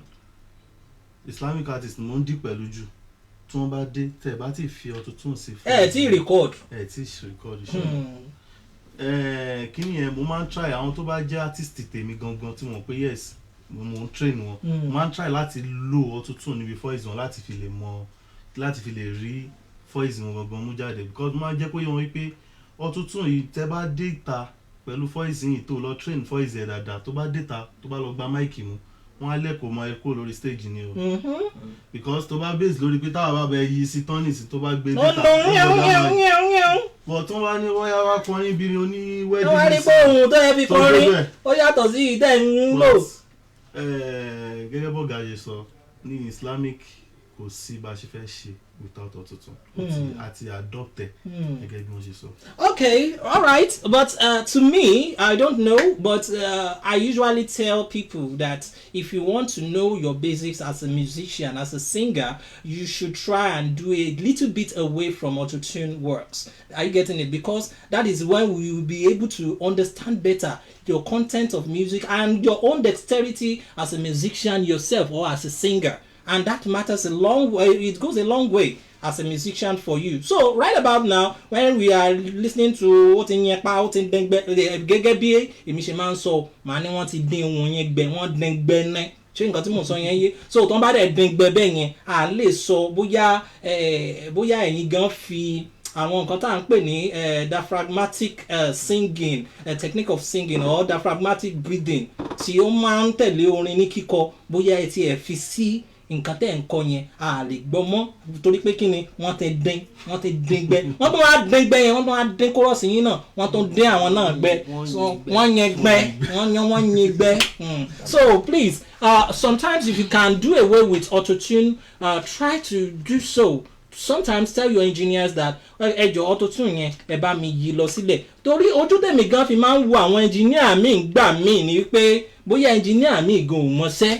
Are you getting it? Bóyá engineer mi go mọṣẹ́ tó jẹ́ pé òun gan wò wípé tí n bá ṣáà ti mọ̀ ń pa autotune. Are you getting what I'm saying? Like some engineers may not be able to mix, independently without autotune. I don't know why. Are you getting it? Tó ṣàyẹ̀ pé bólórin mi ìbá sọ fún mi pé ẹ má lọ autotune o ẹlòmíì ò yẹn sí. Ẹ mọ̀ tó mọ̀ gbọ́n bẹ́ẹ̀ kí ló dé yọ kúrò bẹ́ẹ̀. So going about that, I have to talk about that, and the topic you also picked to as well. I can't say it's not a common topic we have been hearing. Everybody ló ń ṣàǹgbàdúrà pé kóhun gòkè kóhun ṣe kinní kan kóhun ṣe tọ̀hún, so Ọlọ́run sì jẹ́ kí gbogbo wa gòkè, tá a bá gòkè tán ládàá ò ní jábọ́ kò ní já mọ́ wa nídìí. So but try to work on what we have said so far. Ẹ jọ̀ọ́ lórí Arabic rendition wọn fún 1-5 lórí kíní kọ́ mix and mastering ó yá kí lè fẹ́ fún wọn.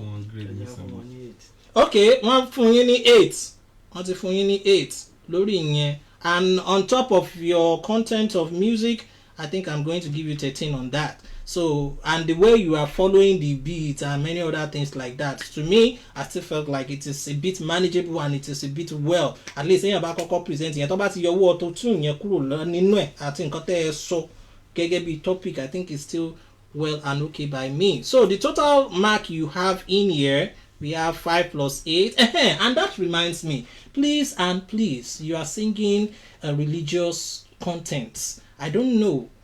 We are singing Islamic music. We are singing Islamized music. There's no way you want to sing anything Islamic related content without trying to use something that is related with that religion. I mean, how do we do that? Are you getting it? So ẹlòmíì máa wá dúró ní dúró wípé mo lè máa kọ Islamic music mo sì lè máa kàkẹ́ who is saying that? You can't do that. Okay, for instance, you need to use something. Yes, now you need to use it. We need to feel something. Do you know the reason why it is very important to use? Is because most of us in here in this part of the world, we don't use any Arabic musical instruments. We don't use any Islamic musical instruments. Are you getting it? Gbogbo nǹkan tá à ń gbọ́ ní ìsìn are you getting it? We are not using the scale, the makam, the dasgal. We are not using them. So once you are not using them, then what is Islamic about your song then? Òsìké lo instrumentation tó ní ṣe pẹ̀lú kíní lo scale orin tó ní ṣe pẹ̀lú kíní, so what then? How will be able to, yes, how will we be able to differentiate it? So that is it. Yes, that is it. Of course. So that is it. So but let's not talk much about the difference between our own Islamite or indigenous Islamite music and Fuji, because I can really say that they are brothers and sisters anyways, but nevertheless we'll talk about that next time. So on top of this, your total mark is 21 here, and we have almost 26. 5 + 8. 26. Yes, that's 26.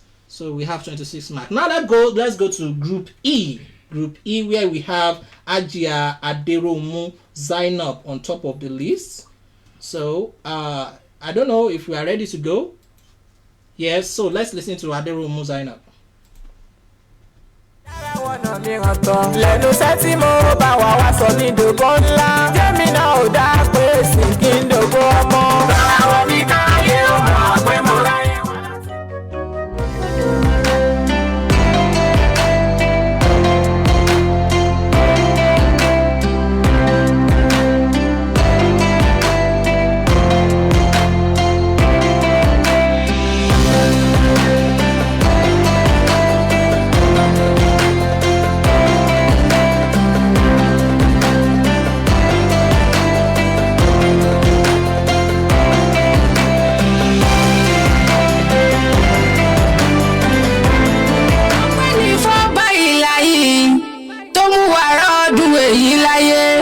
bẹ̀bẹ̀ bọ́lọ́lá ò bá gbà ó ta ló lè pọ̀ lọ́hùn lẹ́jọ́ mo dúpẹ́ ojú mi rọ́dún tẹbí tára mi àwà láàyè ìdílé yìí táwa ṣe ń dúpẹ́ o ṣùkúrà líláyè ọ̀rọ̀ wa tọ́pẹ́.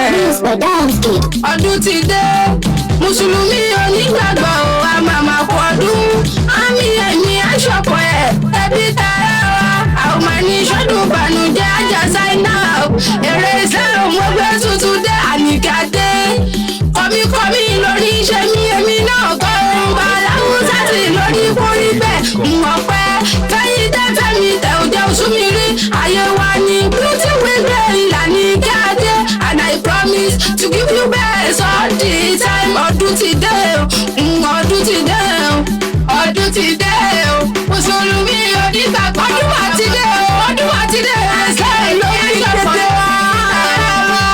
àwọn bá ní ṣẹ́gun ìbànújẹ́ ọgbẹ́ mi ló ti sọnù dá orí wọn ó bá bá ọgbẹ́ mi ló ti sọnù dá orí wọn ọ̀pọ̀ ń bẹ lẹ́wọ̀dọ̀ ní tó ní ìyá oníyà àwọn kan bẹ wọ́n wà láyé bí aláìsí ilé ìwòsàn lẹ́lòmíràn fi ń ṣe gbogbo ọmọ tájọ́ mú bẹ̀rẹ̀ ọdún tá ọ̀rọ̀ pín ẹ̀ débi pé wọ́n máa mọ̀ bẹ̀rẹ̀ ọdún tuntun ẹlòmíràn wọ́n fẹ́ gbà fún lóúnjẹ òjìyàn wọn àfi mọ rírì oore tó ṣe ní gbọ̀pẹ́ o gbọ̀pẹ́ aláwùsá sì gbọ̀pẹ́ àwọn ọdún ti dé o mùsùlùmí onígbàgbọ́ àbàbà pọ̀dún lábí ẹ̀mí aṣọ́pọ̀ ẹ̀dá ẹbí tẹ̀yà wa àwọn ẹni ṣọ́dún ìbànújẹ́ ọdún tó bá wà láyọ̀ tá a wá ní fún. Islam Got Talent Season 4. Barakallah.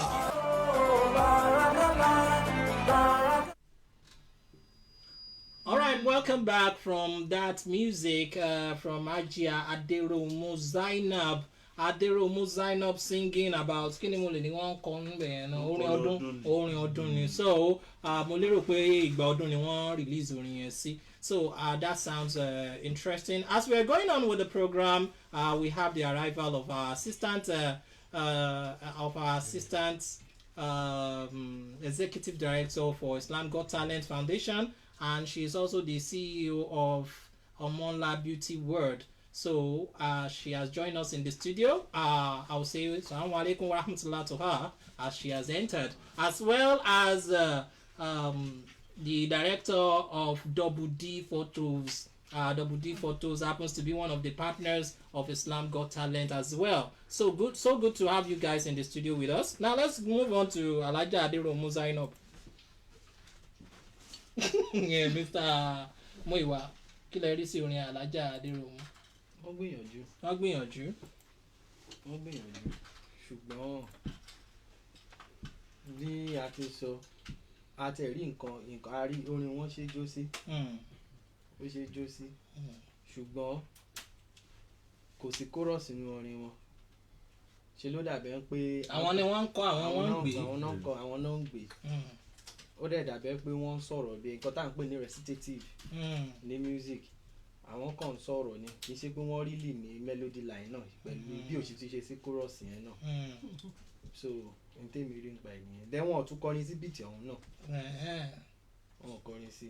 àwọn tí wọ́n dẹ̀ ti jẹ kínní yẹn anyways wọ́n jẹ wọ́n wà ń gbòòrò ẹ̀yìn ìmọ̀ ló láyé àmírù ṣé o ṣe pé ìwà àtàwọn èèyàn yìí jà lónìí torí ó ti di bí orin ẹlẹ́ẹ̀karùn-ún tá a gbọ́ lórí. ó fẹ́ máa di sọnù fẹ́mi báyìí bó o láti ṣe báyìí ọ̀gá. so olóró ti di bí orin ẹlẹ́ẹ̀karùn-ún tá a gbọ́ lónìí tí ò ní arabic rendition kankan ó dà pé wọn ò fọ́ fún ẹni yẹn.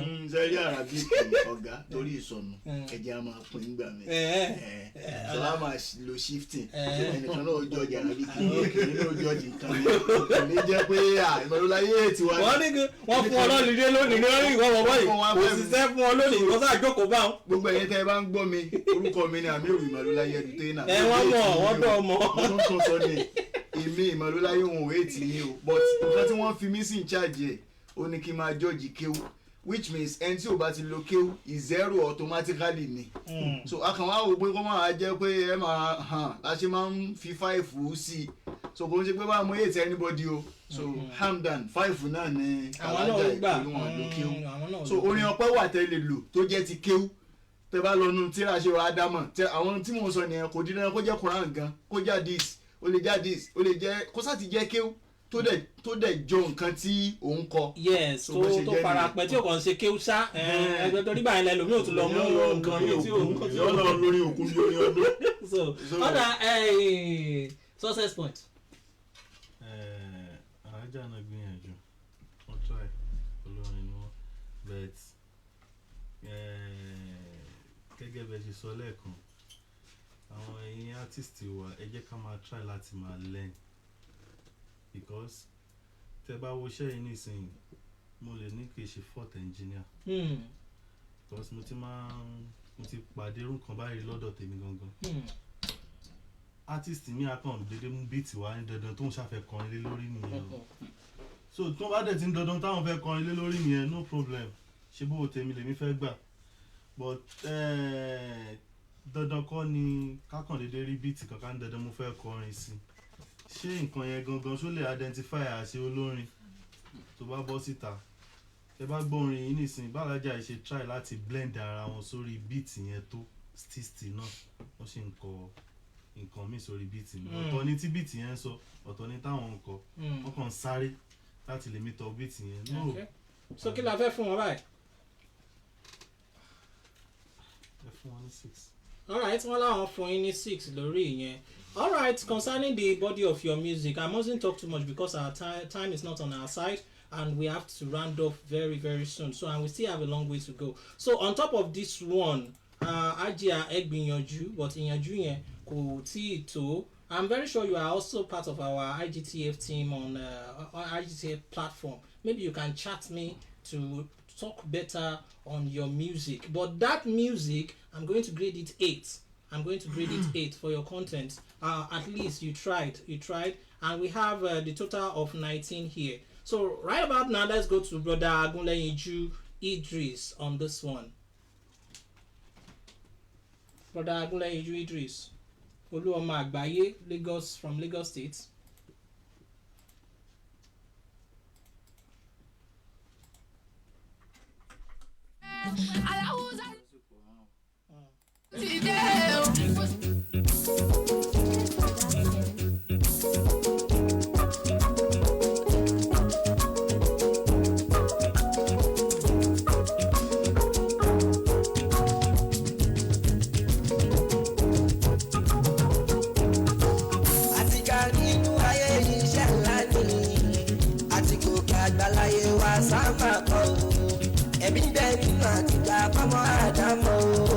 Lójoojúmọ́ ni mò ń sáré ìdílé ìrànà lọ ìrìn àjò mi aláàjọjà sọlá.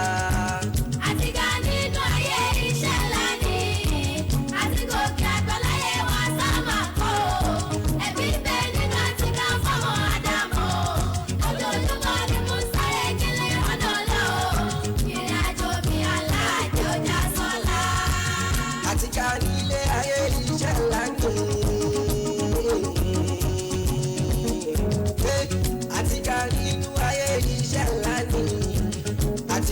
Àgbáláyé wa sábà kọ́ ẹ̀mí bẹ́ẹ̀ nínú àtìgbà fọmọ àdámọ́ lójoojúmọ́ ni mò ń sáré ìdílé ìrànà lọ ìrìn àjò mi aláàjọjà sọlá.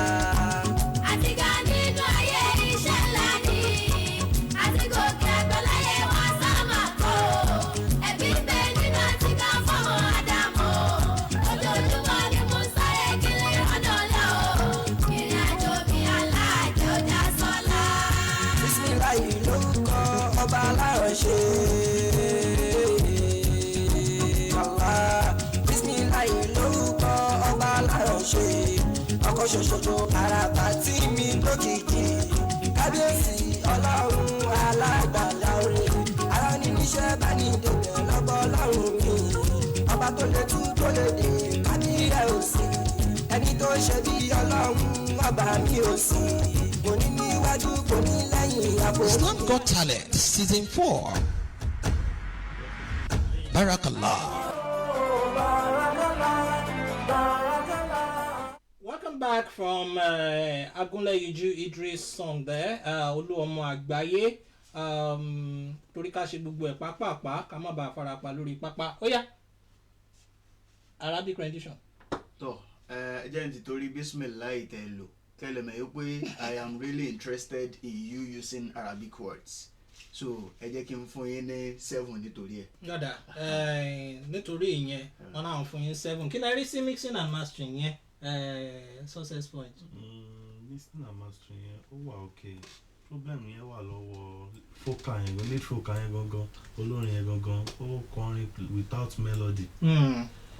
So kò fún engineer yẹn láyè láti lè rí iṣẹ́ yẹn gbé jáde, gbé focal yẹn jáde dáadáa. So nǹkan tí mo rí síṣẹ́ yẹn nìyẹn. Alright, kí lẹ fẹ́ fún wọn?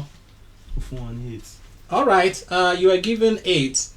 Yes, bó tẹ̀ tilẹ̀ jẹ́ wípé ìṣẹ́jú méjìlá fún yín, bó bá ṣe fún yín ní ìṣẹ́jú méjì yẹn, a rí i pé bẹ́ẹ̀ ṣe repeat chorus yín, ẹ fẹ́ repeat chorus yín tó ẹ̀ẹ̀mejì, ẹ̀yin kọ́, wọ́n bá yín chorus ẹ̀, ẹ tún kọ́ again, wọ́n tún bá yín chorus ẹ̀ again. Meanwhile, kò sí time yẹn, you are not utilizing the time given to you. Even though I was told that your song is up to 16 minutes or 8 minutes like that. So I don't know how 19 or 18. So I don't know how you did that, but all we needed is just 2 minutes, and that 2 minutes ẹ ti wo nǹkan tó ṣẹlẹ̀ láàrin 2 minutes yẹn nísìn sí time yẹn fi tán. So but with that I'm still going to give you 13 because considering the topic you have adopted, so and which the way you are going, I felt like there is something more to say beyond what we are listening to right now. So that is just it. So I'll give you 13 on that, and your total mark is 28. We have 28 in here. So now let's go to Brother Abdulaziz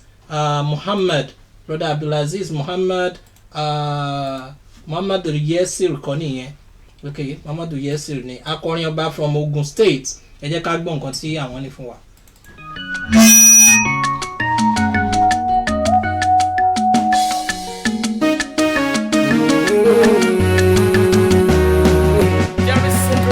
Ògo ni mi Ọlọ́run má jẹ́ kí wọ́n kú. Ire mi tó ń bọ̀ jẹ́ kó tó mi lọ́wọ́. Fà mí sókè láwùjọ àwọn ẹgbẹ́ mi. Òkìkí tó fún mi àlùkalẹ̀ mi ò jẹ́ ó jẹ́. Ògo ni mi Ọlọ́run má jẹ́ kí wọ́n kú. Ire mi tó ń bọ̀ jẹ́ kó tó mi lọ́wọ́. Fà mí sókè láwùjọ àwọn ẹgbẹ́ mi. Òkìkí tó fún mi àlùkalẹ̀ mi ò jẹ́ ó jẹ́. Ògo ni mí o, ògo ni mí Ọlọ́run má jẹ́ kí wọ́n kú. Ire mi tó ń bọ̀ jẹ́ kó tó mi lọ́wọ́. Fà mí sókè láwùjọ àwọn ẹgbẹ́ mi. Òkìkí tó fún mi àlùkalẹ̀ mi ò jẹ́ ó jẹ́. Ògo ni mí Ọlọ́run má jẹ́ kí wọ́n rájí ẹ̀ sí ìrọ̀pọ̀ ìyọ̀wá. Jẹ́ kó tó mi lọ́wọ́. Tó mi lọ́wọ́. Fà mí sókè láwùjọ àwọn ẹgbẹ́ mi. Òkìkí tó fún mi àlùkalẹ̀ mi ò jẹ́ ó jẹ́. Ajílẹ̀ sírù àpọ̀rin ọba ọmọ àlékún àyídé o. Ajílẹ̀ sírù àpọ̀rin ọba ọmọ àlékún àyídé. Iṣẹ́ mímọ̀ ṣe mi alálò fún mi lẹ́bùn orin. Tàbí gbé jáde táyé ń gbọ́ ẹ̀bùn Ọlọ́run màá ní. Ìkímọ̀ tó wà nínú mi tàbí nǹkan ìsìn fáráyé o. Ìkímọ̀ tó wà nínú mi làbí kọrin ẹ̀sìn fáráyé. Oníyà sí wo kíkọ́ ṣàtúntún lélẹ́yìí ẹ̀ wá gbọ́n. Ògo ni mi Ọlọ́run má jẹ́ kí wọ́n kú. Ire mi tó ń bọ̀ jẹ́ kó tó mi lọ́wọ́. Mi sókè Islam láwùjọ. Got Talent Season 4. Barakallah.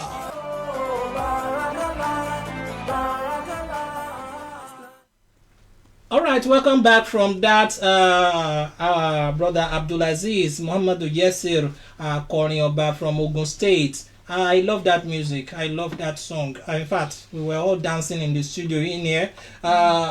Ọmọ tí o kò fẹ́ ìkọ́ tún ni. Inshallah, wọn lókè 5 náà. Okay, wọn lókè kankan ó dẹ̀ kẹ́ gbìyànjú. Àwọn dàpọ̀ àfa gan ni mo ṣe ń wò yín. Àwọn dàpọ̀ àfa ni àfa àgbà gan ni. All right, the mixing and mastering.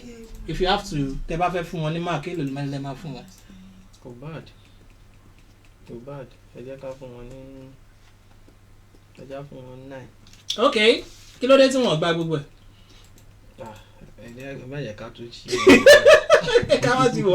All right, wọ́n láwọn ò fún yín gbogbo ẹ̀ wọ́n lórí mixing and mastering yín àwọn fún yín ní 9. And concerning the your vocal renditions, the way you delivered your song, don't forget, like you too, you did not utilize your time. It's 2 minutes, but yet you still take that time to do a mini ayesi remote day. Ẹ tún repeat orin díẹ̀ mi ló kan akọrin ọba mọ́ra wọn báyẹn. So gbogbo yẹn ti take gbogbo àwọn time yín. But I also must also give it to you that you have a melodious tune there, which is very, very good, which I have to give to you, even though you are not singing it with energy that we always expected from musicians. But nevertheless, you túmọ̀ sí pé káwọn fún yín ní 13 tá a fẹ́ fún yín. So your total mark in here is we have 22 plus 5, and that is 27. All right, moving away from there, we have the next person online is Ajia Abubakar Fatima. Ẹ jẹ́ ká gbọ́ orin tiwọn náà. Ajia Abubakar Fatima ọmọ Albarika from Niger State. Bismillahirrahmanirrahim. Fa'rifuni qabla ta'buduni. Wa man lam ya'rifuni fa kayfa ya'buduni. Wa ma khalaqtul jinna wal insa illa liya'buduni. Faqala Rasulullahi sallallahu alayhi wa sallam. Talabul ilmi faridatun ala kulli muslimi wa muslima. Faqala Ali karramallahu wajhahu. Man adraka al-ilma faqad adraka kulla shay'in. Wa man fatahu al-ilma faqad fatahu kulla shay'in. Fa innal alima kazzab wal muta'allim kal fidda wa sa'iran nas karrasas. Kéwú dowó kéwú dọ́là ló jẹ́ òun mọ́ pẹ́ wá o. Kéwú dowó kéwú dọ́là ló jẹ́ òun mọ́ pẹ́ wá. Ìmọ̀dowó ìmọ̀dọ́là ló jẹ́ òun tọ́pẹ́ dá o. Ìmọ̀dowó ìmọ̀dọ́là ló jẹ́ òun tọ́pẹ́ dá.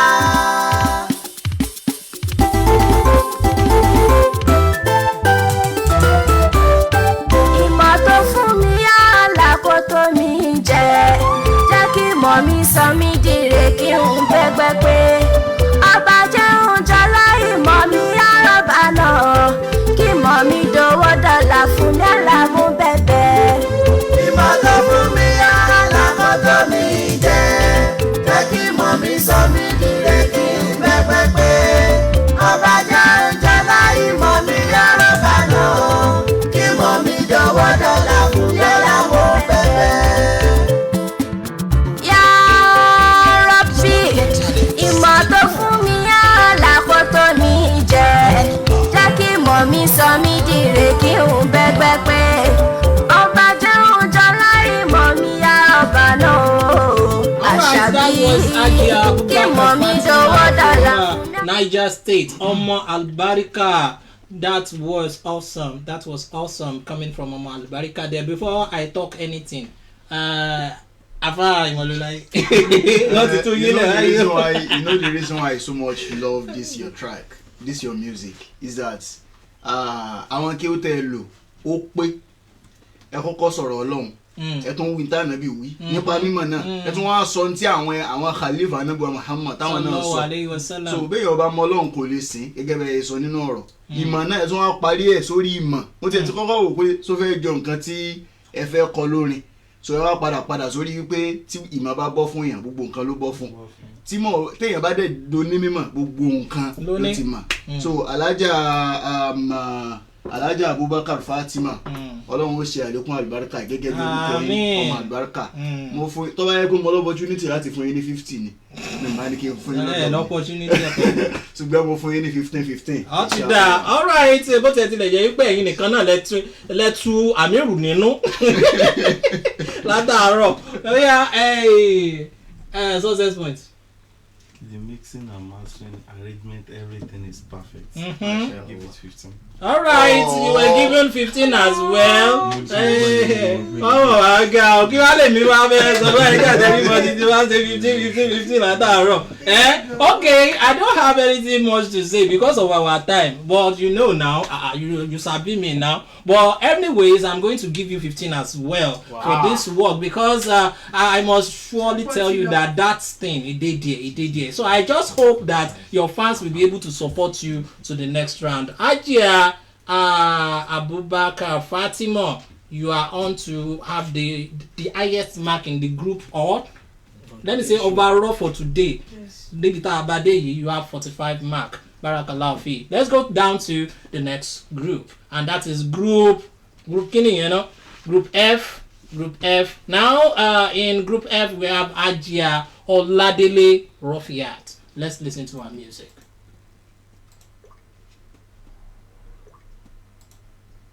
Islam Got Talent Season 4. Àwọn ni wọ́n jẹ́ Awoko Faido.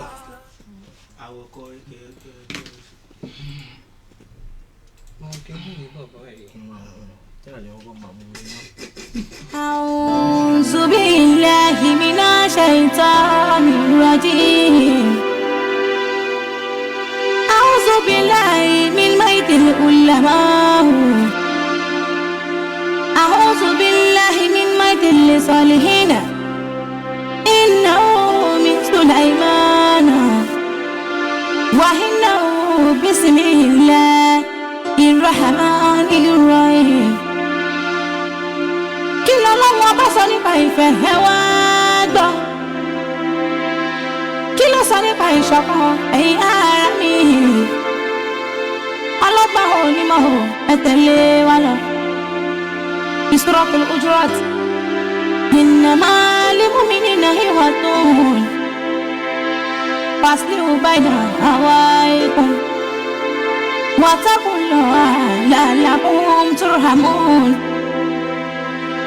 بسورة الإمران وتسلموا بأمر الله جميعا ولا تفرقوا واذكروا نعمة الله عليكم إذ كنتم أعداء فألف بين قلوبكم فأصبحتم بنعمته إخوانا وكنتم على شفا حفرة من النار فأنقذكم منها كذلك يبين لكم آياتي لعلكم تهتدون صدق الله مولانا العظيم الله أكبر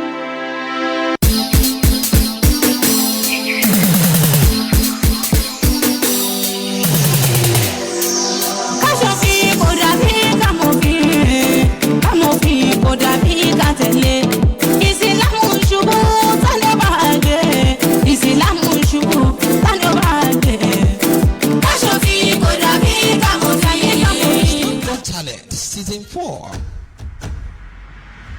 Barakallah.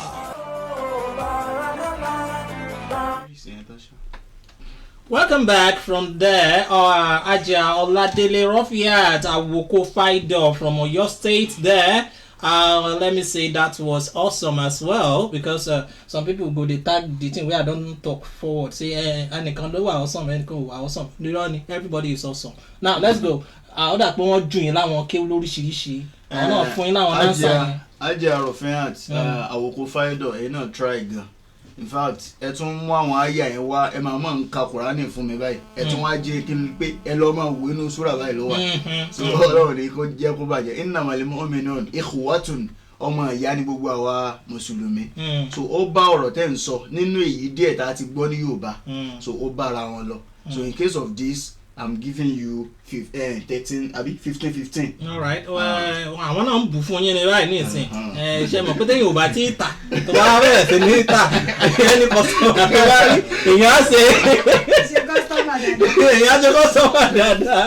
So all right, Olumuyiwa, what do you see to that? And you'll be the one to grade this one. Yes. Okay. Well, the music is not bad. Like I said, when we're offline. But it's just that from the way she had the chant to where the music started, it was as if they were two apart. You understand? Not in the same music. Like you brought this one, you are not trying to make. There was no link. The mix is not that bad. But the mix, I'll give her 10. All right. For your mixing and mastering, you are given 10. And talking about the content of your music, àgbọ̀ ètò jẹ́ títí wa gangan tá a fẹ́ gbọ́ nígbà tẹ́ ẹ bẹ̀rẹ̀ tán àwọn àfáà ní kéwú tẹ̀ ń ké pé kéwú ìfẹ́ ni bọ̀ nígbà tẹ́ ẹ bẹ̀rẹ̀ orin òfin lẹ́bí bẹ̀rẹ̀ so don't sound like the body or the chorus of the song which is antagonizing what you have already rendered first. That is number one. Number two, try to judiciously use your time. All are very, very important on this program. So because I don't hear where and but I mustn't take it away from you that the way you entered from your Arabic rendition into that music, oh Jamie, gbogbo àwọn jazz you understand? I know for finish, but I force more. So for that I want to give it to you as well. So I'm going to give you 13 on this, and I think your total mark in here we have 25 plus 13, and that is 38.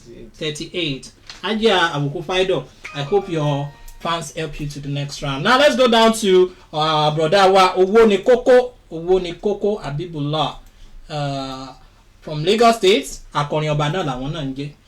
Anyways, àwọn náà mọ akọrin ọba. Àwọn náà ń kọrin ọba. Nìkan ti joyè náà, ìjòyè mi máa ń lówó lọ́wọ́. Ọ̀yá náà.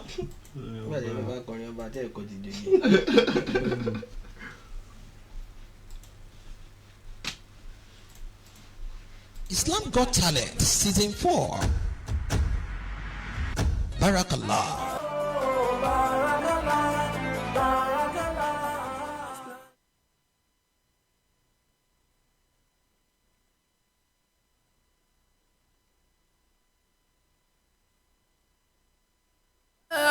حبت رياؤك فاغتنمها فعقبى كل خافقة سكون ولا تغفل عن الإحسان فيها فما تدري سكون متى يكون فما تدري سكون متى يكون. Surplus on the mix. Ẹ sọ fún kó yá tètè mọ ohun tó ń ṣe kó tó di wípé nǹkan padà máa wá ṣe o. Ẹ sọ fún kó yá tètè mọ ohun tó ń ṣe kó tó di wípé nǹkan padà máa wá ṣe o. Ẹ sọ fún pé kó yá tètè mọ ohun tó ń ṣe o kó tó di wípé nǹkan padà máa wá ṣe. Ẹ sọ fún kó yá tètè mọ ohun tó ń ṣe kọjọ́ tó lọ máa wá ṣe o.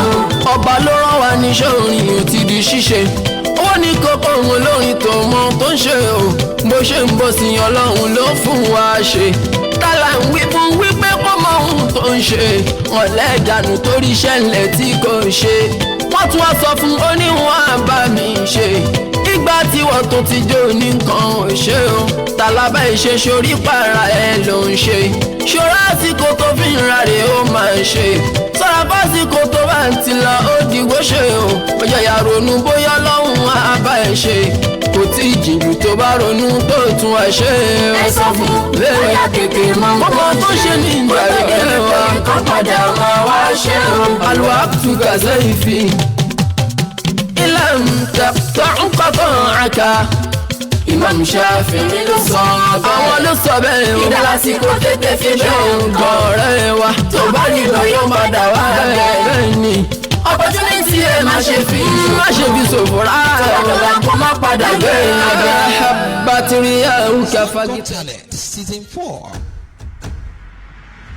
Barakallah.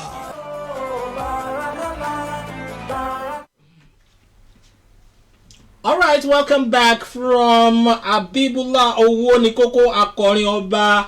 Ó dà pé àwọn tí wọ́n wà ní group F yìí wọ́n dira ọba wà ní. In fact, I love that music I just listened to very, very well. Moving away from there, let's talk about the Arabic rendition.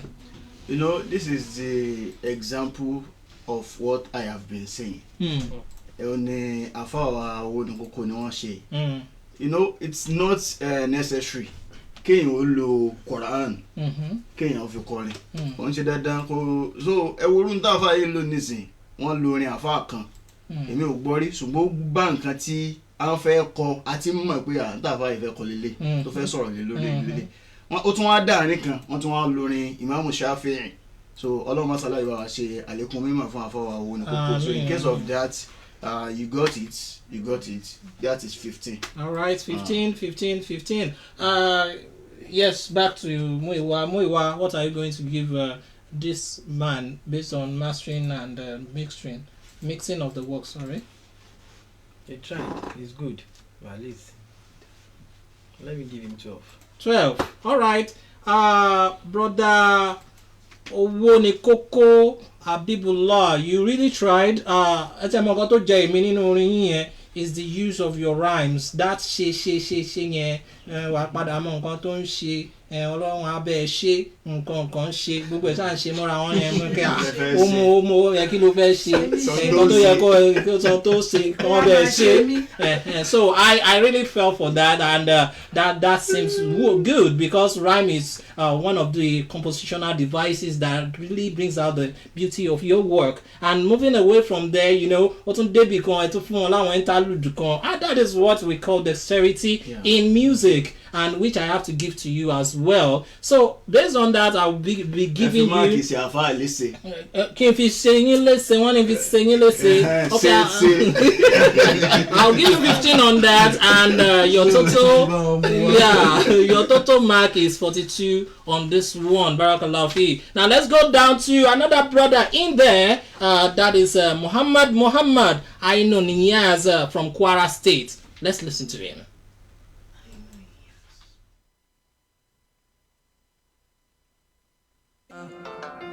La ilaha illallah, la ilaha illallah, Allah, la ilaha illallah,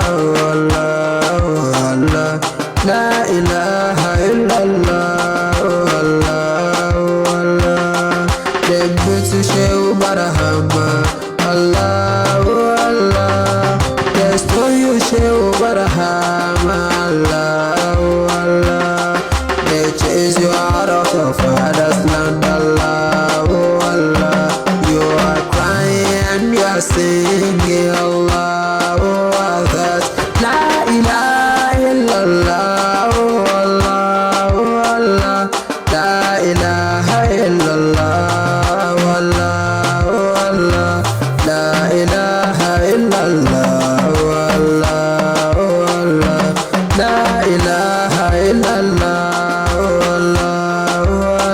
Julla fikri fil ma'ali, Allah, Ahmad Jamin Nawali, Allah, innahu haqqa tabi'i, Allah, wa rafiki fil majali, Allah, fata yasri فتدلى الله دون كيف أو مثال الله جل وتعالى الله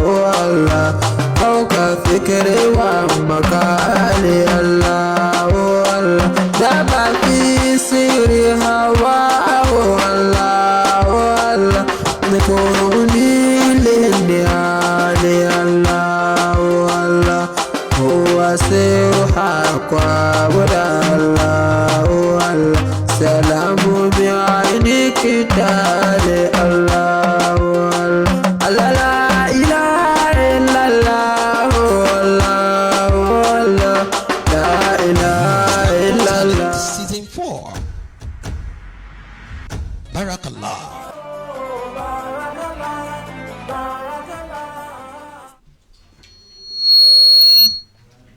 All right, that was from brother Muhammad Aino Nias from Kwara State. Don't let us take it away from him that he did not understand Yoruba. So, and that is some of our contestants that did not understand Yoruba. So we have to do everything, in our official language. So, Amiru Malulai, Arabic rendition. Our Ustaz Aino Nias, you really tried, because in this your track you actually praise Fadila to Sheikh Ibrahim Inyas radiyallahu ta'ala with the collaboration with the name of Almighty Allah. So I really love it. But the only issue I'm having with this your song is that how you are pronouncing some of the words in your music. So it's not really, and you are singing as if you are on your bed, so you don't really, as Zakir, you have to sing your song with energy. You use your real voice, you sing louder. So may Almighty Allah put more barakah to it. So in case of this, I'm giving you 13. All right, 13 to our brother Aino Niaz from Kwara State. Yes, success point. Based on mixing and mastering of that song, I can give him 10, because if you can see the starting of the music, it doesn't have any intro. Just start the music, so that is why I give him 10. All right, you were given 10 from success points based on the mixing and mastering of your work. And way away from that, the body of your music, yes, we want to agree with you that you are trying to do some kind of qasida or dhikr there, and which we have to give to you guys, because you guys from that side usually do things like that very, very well, which I have to give to you. So number one, like he said, there's no clarity in what you have been singing. We need clarity. The fact that you are using English language has given you the opportunity to be clear with every words. Mind you, there's diction in what we call music studies. Are you getting it? Every word should be pronounced clearly. You don't want to say mind and say mind. You want to say mind, you want to say mind and not say mind. Or like when we are reciting all this our national anthem, to serve our fatherland, you won't even know when some people are pronouncing the word land, or to say land. Are you getting it? And there is another place, maybe with love and something, maybe mo ti ti gbàgbé side ibẹ̀ yẹn. So I know if you could take the national anthem as an instance, you will get it clearer that when some people are singing the national anthem, the clarity is not there. Are you getting what I'm saying? Especially from these kids. Are you getting it? So even adult ones too. Are you getting it? I don't just want to recite the national anthem here now. But the fact is that there's nothing bad in so don't forget about that one. So I will clearly state it, but the fact is that because of our time, so make sure every word is pronounced clearly. And again, like he said, there's no diaphragmatic expression, the way you express your words when you are singing like that. Totally the official kind of presentation.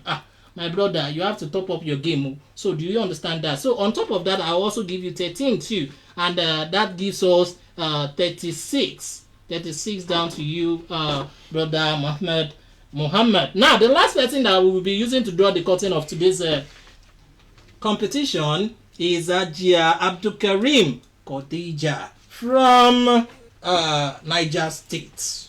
So let's listen to our music.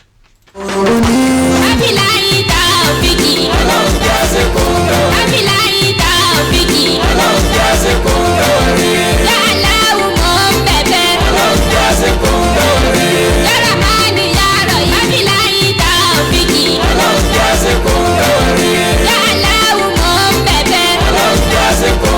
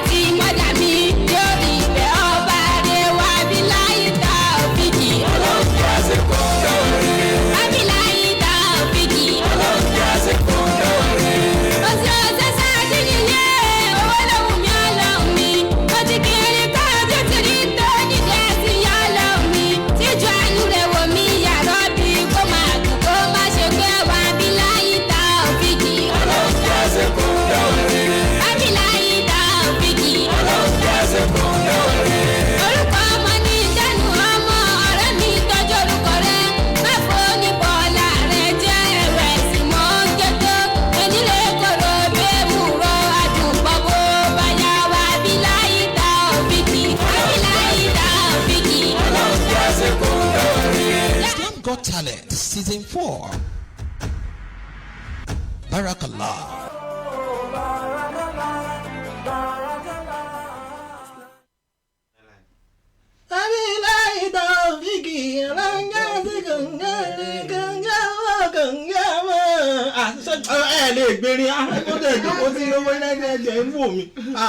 I don't like it though.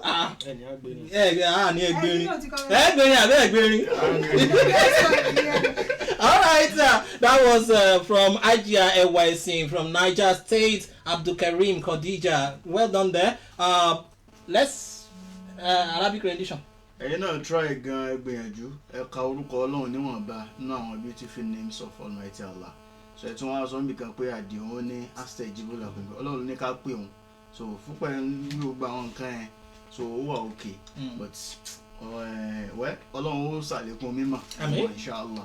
So nítorí eléyìí máa fún yín ní 12 marks. Okay, 12. Alright, success point.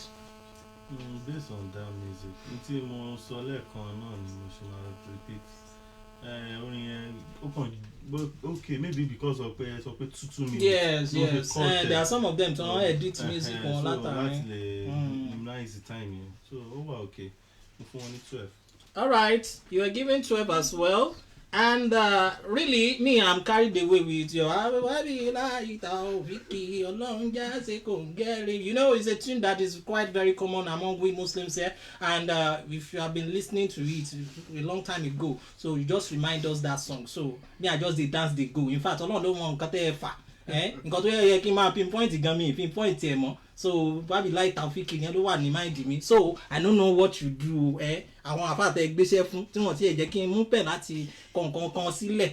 Alright, but the fact is I have to give it to you that what you have picked as a point is a common thing that we are all very familiar with. It's not like there's something big as creativity in this kind of a work. It's just like that common thing we have been listening to. And again, like I was saying the other time, kótó di pé wọ́n play orin mo sọ wípé terms of clarity ní ọ̀rọ̀ brother wa Ainu Niyas tí mo sọ pé orin national anthem wa níbi the labour of our heroes shall never be in vain. Oh my God.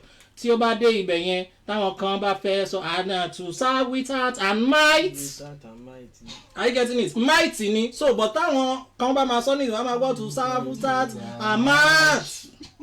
Are you getting it? So there is difference between might and might. So there is difference. So the clarity matters as well. So but Ajia Khadija, I'll be giving you 12 as well. So Kumala Igba pé mi náà go against the protocol to ti wà nílẹ̀. So you are also having 36. Don't forget you and brother Mohammed, you are sharing the same point. I hope your fans will do the rest of the work for you. Oníyanṣe ọlọ́bẹ̀ ṣe ẹ̀yin tẹ́ bá wa fìfẹ́ jẹ́ ẹ̀kọ́ àìbínú. I still remain your humble host Ìfẹ́lẹ́yẹ Ayọ̀déjì Abdulrahman. And I'm saying Jazakumullahu khairan to our guest judge for the day, Dr. Engineer Olumuyiwa on the seat. You are welcome. Thanks for coming. And the same thing goes to all the rest of my judges, the likes of Amir, Lolaye, Coin, and you also have my master success point in the house. Don't forget, like I said, because he's traveling out of Nigeria almost immediately if he missed this time. So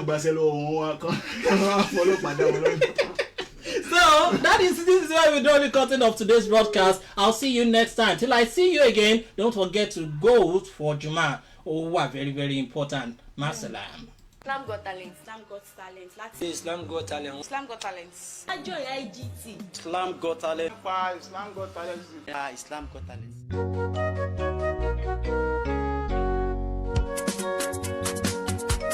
Islam Got Talent Season 1 la ṣe lẹ́kan sára. Season 2 tẹ̀lé ẹ sọ pé ó bù àyà. Season 3 ṣẹlẹ̀ òun lọ̀rọ̀ tí wọ́n sọ tí wọ́n ò sọ tán. Ó yá ẹ kúrò lọ́nà fún Islam Got Talent Season 4.